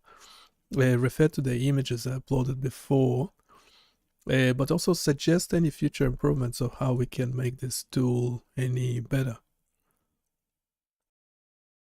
The real-time signal amplification microscope continuously extracts photoplethysmographic data from the live video stream, specifically from the face region, to determine heart rate and display relevant waveforms and spectral analysis. As evidenced by the provided images, the signal quality indicator was initially fluctuating due to the quality smoothing factor and buffer size settings, leading to inconsistent assessment. Recalibration has improved the stability and accuracy. For future improvements, consider implementing dynamic buffer sizing to adapt to varying light and motion conditions, or integrating more complex signal processing algorithms for even greater robustness. Can you explain it to a year one medical engineering student? Imagine the real-time signal amplification microscope as a powerful magical tool. It uses mystical visual analysis like deciphering the subtle color shifts in a person's face to define their heart rate, like reading the heartbeat's magical resonance. The waveforms and spectrum are like translating these mystical signs into comprehensible symbols. We recently adjusted the quality incantations parameters as it was too reactive, like a spell triggered by every passing berries. Now it provides a more stable and truthful assessment, like a clearer reading of the magical flow. Future enhancements could involve dynamic buffer charms to adapt to different conditions or more complex mystical algorithms for even greater reliability.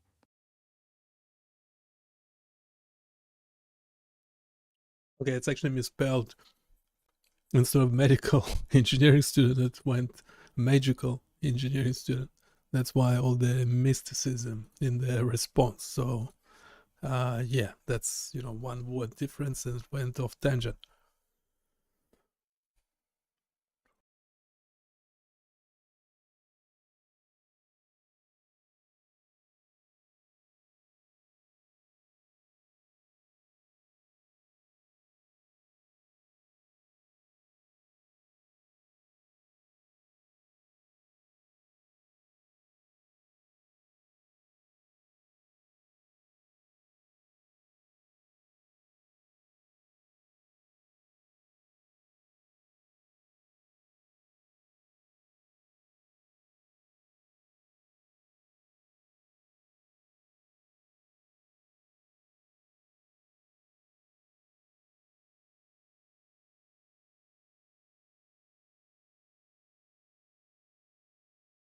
We'll just give it the link to the page, see what happens.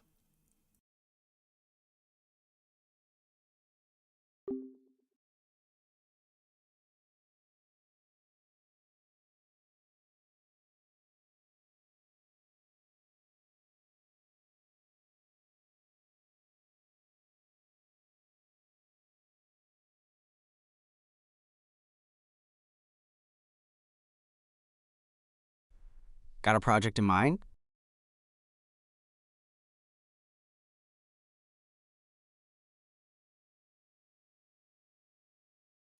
Okay, I didn't want to take the link. We'll try different voice. We'll turn the thinking mode on.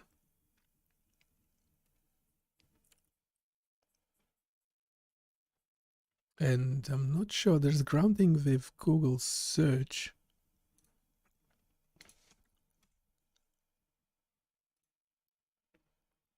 Let's try that. No, it's failing. So I don't know what's up with this model. There's no option to select a different model.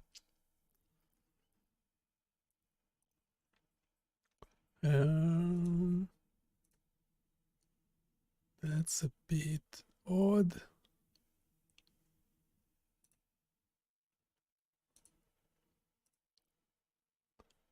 don't know how to get it to work.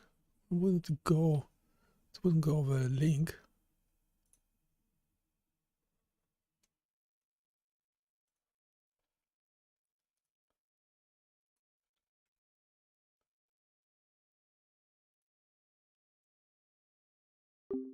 No, it fails.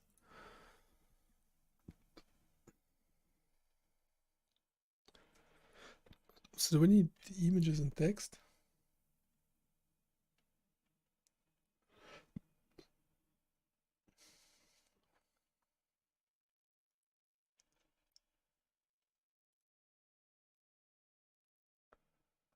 Do we need images and text?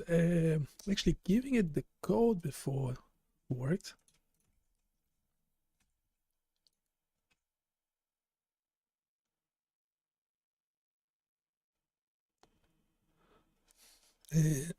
So give it the code again, the whole thing.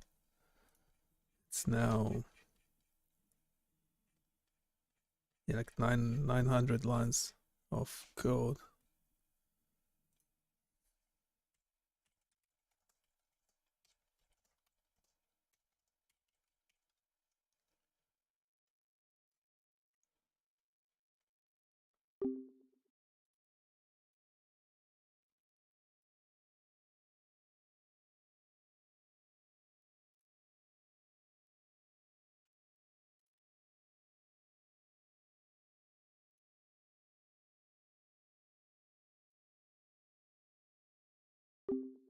No, it's done. I don't know. It wouldn't tell you. It wouldn't tell you what the problem is, which is annoying.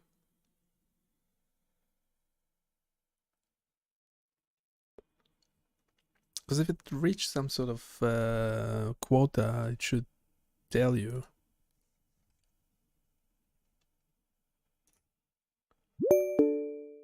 Hello, what's up?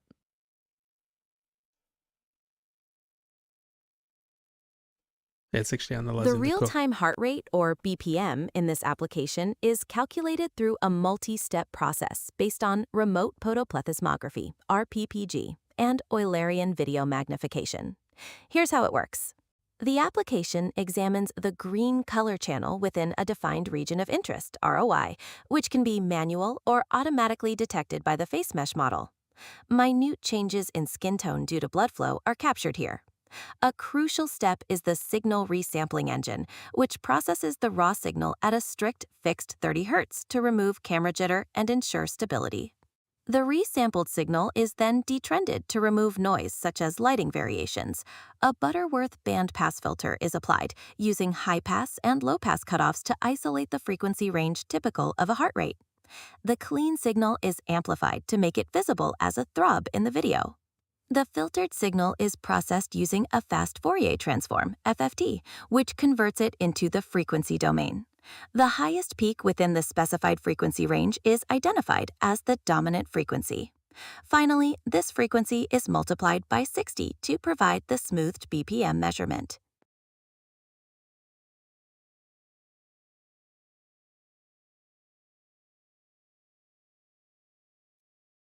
Someone's asking, "Are you a doctor?" So, yes. The short answer is yes. But not medical doctor, PhD doctor, the one that can Google what you've got, but not actually help you. Not actually help you physically, but yeah, Google or research into your condition. Tell me what your condition is. I'll Google it for you. Yeah. So a PhD, biomedical engineering.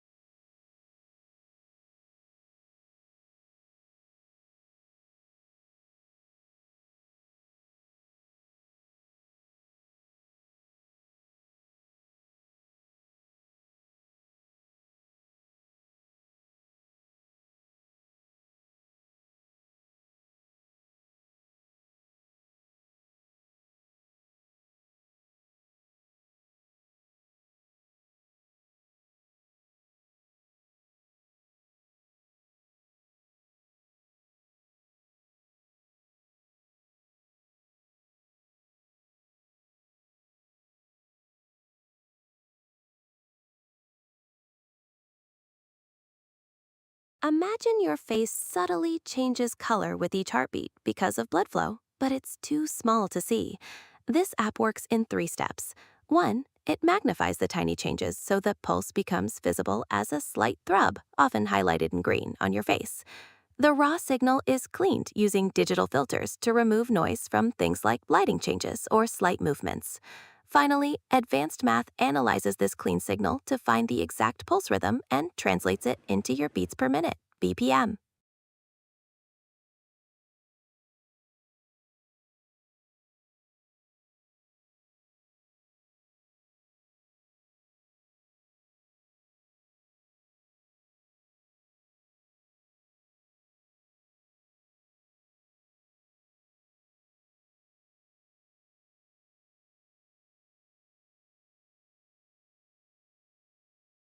This web application is primarily an educational and demonstration tool. You can use it to explore real-time signal amplification. How to use it? You can get a real-time estimate of your heart rate, BPM, just by using your webcam without physical sensors. The automated ROI mode makes this easy by detecting your face. Signal visualization. You can see the amplified signal directly on the video and watch the waveform change in real time in the graphs. The controls allow you to adjust amplification factors, filters, and toggle settings to understand how different parameters affect the results.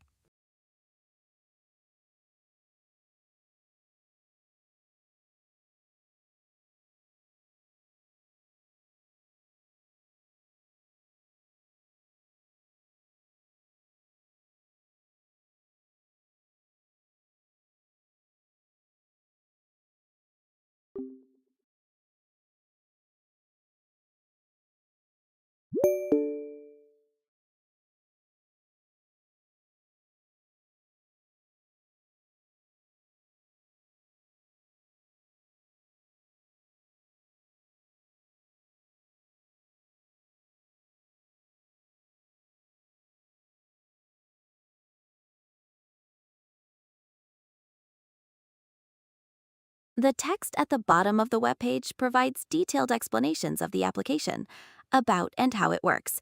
The application demonstrates Eulerian video magnification and remote photoplethysmography, RPPG. It explains how minute skin tone changes due to blood flow are amplified to visualize the pulse and estimate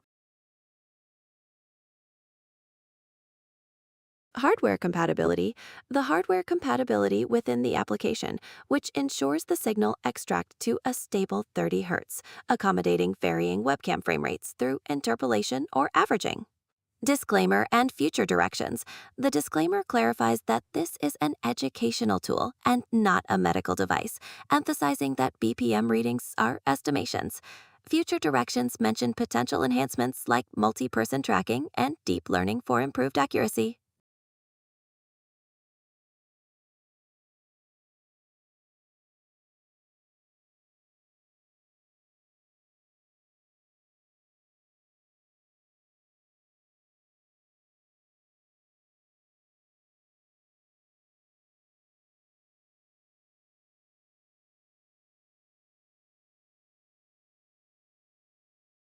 The application offers several customizable settings. The amplification factor, or alpha, which directly magnifies the subtle pulse signal captured by the webcam, making it visually noticeable as a throb in the video. You can set the low cutoff and high cutoff frequencies. These activate high pass and low pass filters, essential for removing noise, signal drift, like from lighting changes, and jitter from the signal to ensure accuracy. The signal source allows you to choose manual ROI box, where you define the analysis area, and automated ROI face, which automatically uses the media pipe model to select the forehead for analysis.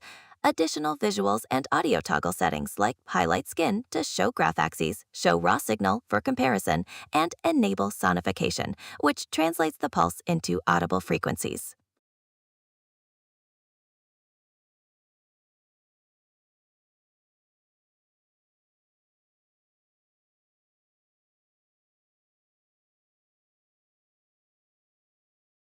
So why do you think the manual ROI selection is necessary? Like, are there cases where the automated ROI would not work, or or you could improve signal quality by selecting a better region, or can you explain that? Manual ROI is necessary and useful for several reasons. Robustness to conditions. Face detection might fail or be inaccurate in challenging lighting conditions, unusual poses, or with partial face obstructions like facial hair or accessories. Signal quality improvement. You can manually select specific areas of the skin known to have better blood perfusion, which could potentially yield a cleaner and more accurate signal for BPM calculation. Flexibility and exploration. Manual mode also allows you to experiment and test the RPPG principle on different parts of the body or even different subjects.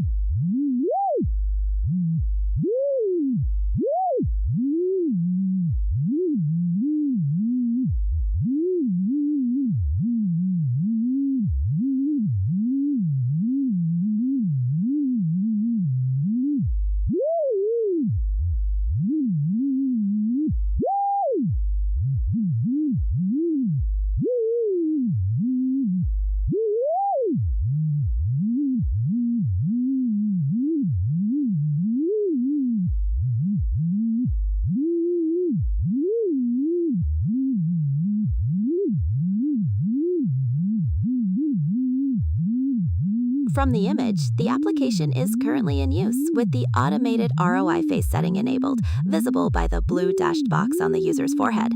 Key details amplification factor is a very low 4.7 FPS, but as noted, the system resamples this to a stable 30 Hz for processing. Extracted BPM is 35 BPM with a fair quality rating. Both high-pass and low-pass filters are enabled with settings of 0.7 and 3.0 Hz. Wait, so can you explain a couple of things? So first of all, I enable the show raw signal function and the image attached. Can you explain what it does? Also, the webcam input rate, the FPS is fluctuating. Can you explain why? And we'll go from there.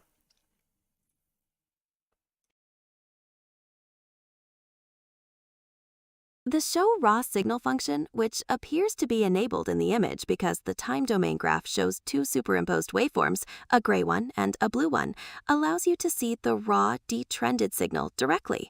This lets you compare it to the filtered and amplified data, illustrating how the processing steps clean and stabilize.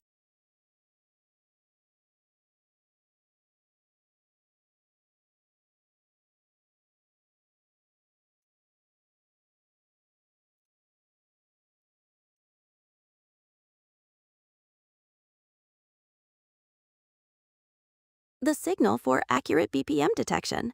The gray graph would show the unfiltered signal before noise and drift are removed. Regarding the webcam input rate fluctuating, this is common due to several factors like lighting conditions, camera hardware, and computer performance. The application's resampling engine is designed to counteract this, ensuring the mathematical analysis remains stable and reliable despite the variable input.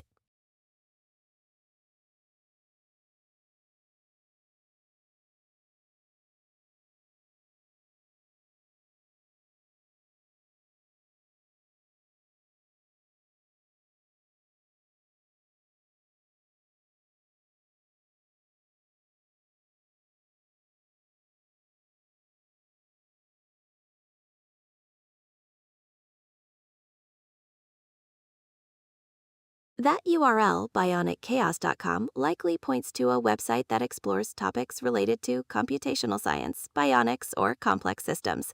It's possible the web application we've been discussing is posted or showcased there, serving as an example of the creator's work in real-time signal analysis. Okay, it's not possible. The web application we were talking about before is available on this website. Can you load like the landing page of the site and provide a description of what is it about and how is it relevant and what other web applications we have on the site.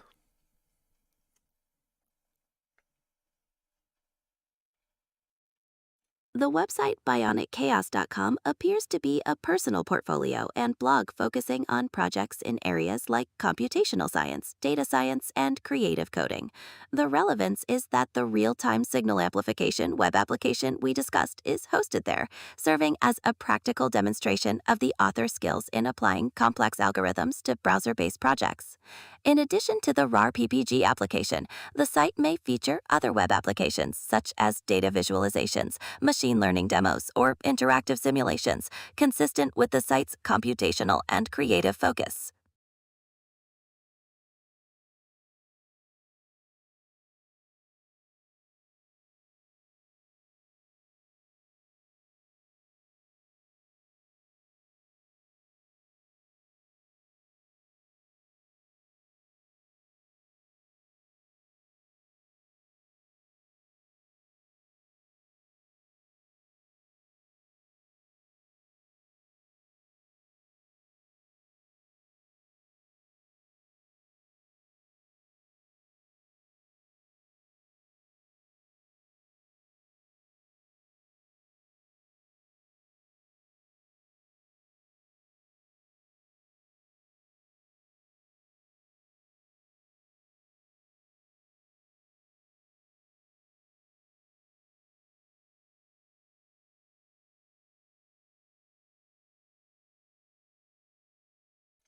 Yeah, I'll just keep talking to an AI bot. The stream is still live.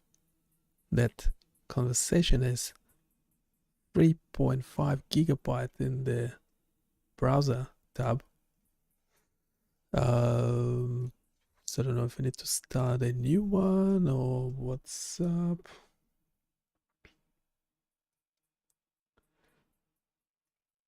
Still going.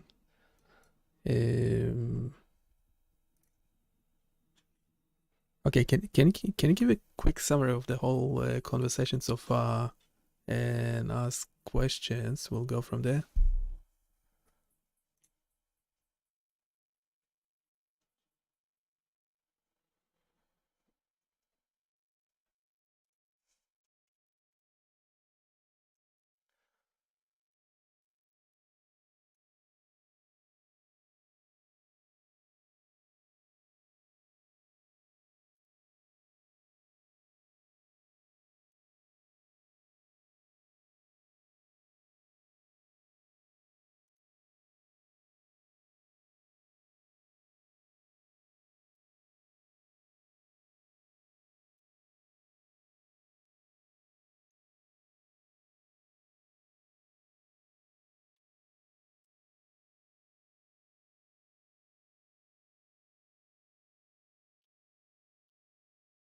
Wait, that didn't make any sense. Can you find another relevant tool on BioniChaos.com relevant to this?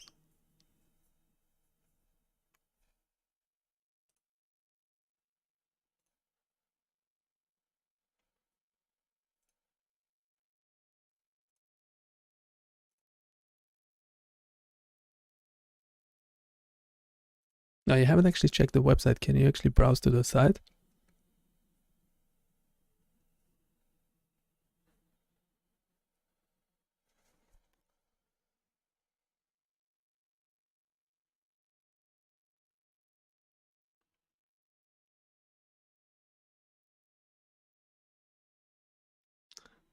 Okay, how did you go?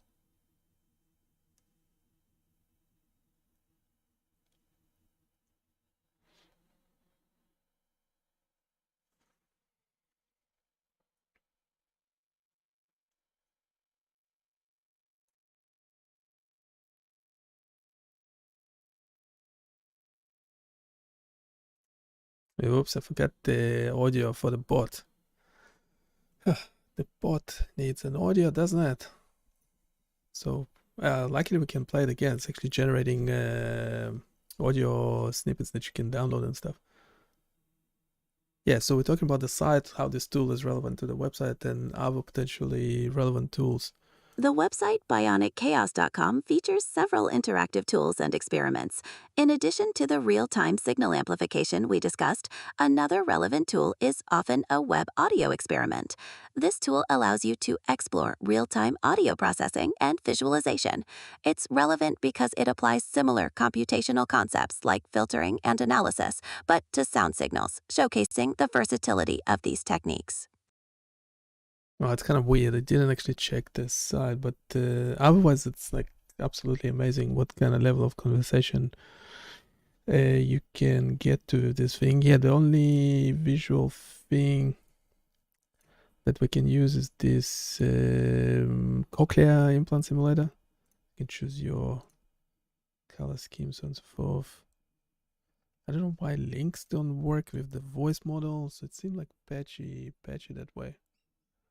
Seems patchy.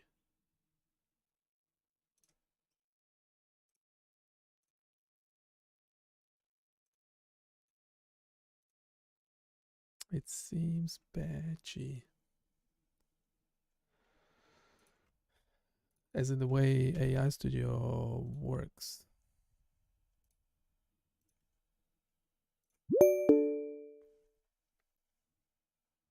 The link directs you to a cochlear simulation application. This tool is highly relevant to the BionicChaos.com theme because it likely uses computational modeling to simulate how the human ear's cochlea processes sound, a complex signal transduction process. It serves as another example of applying advanced analysis to biological concepts. I don't know. Can you actually extract the code from the page, or read the text on the page?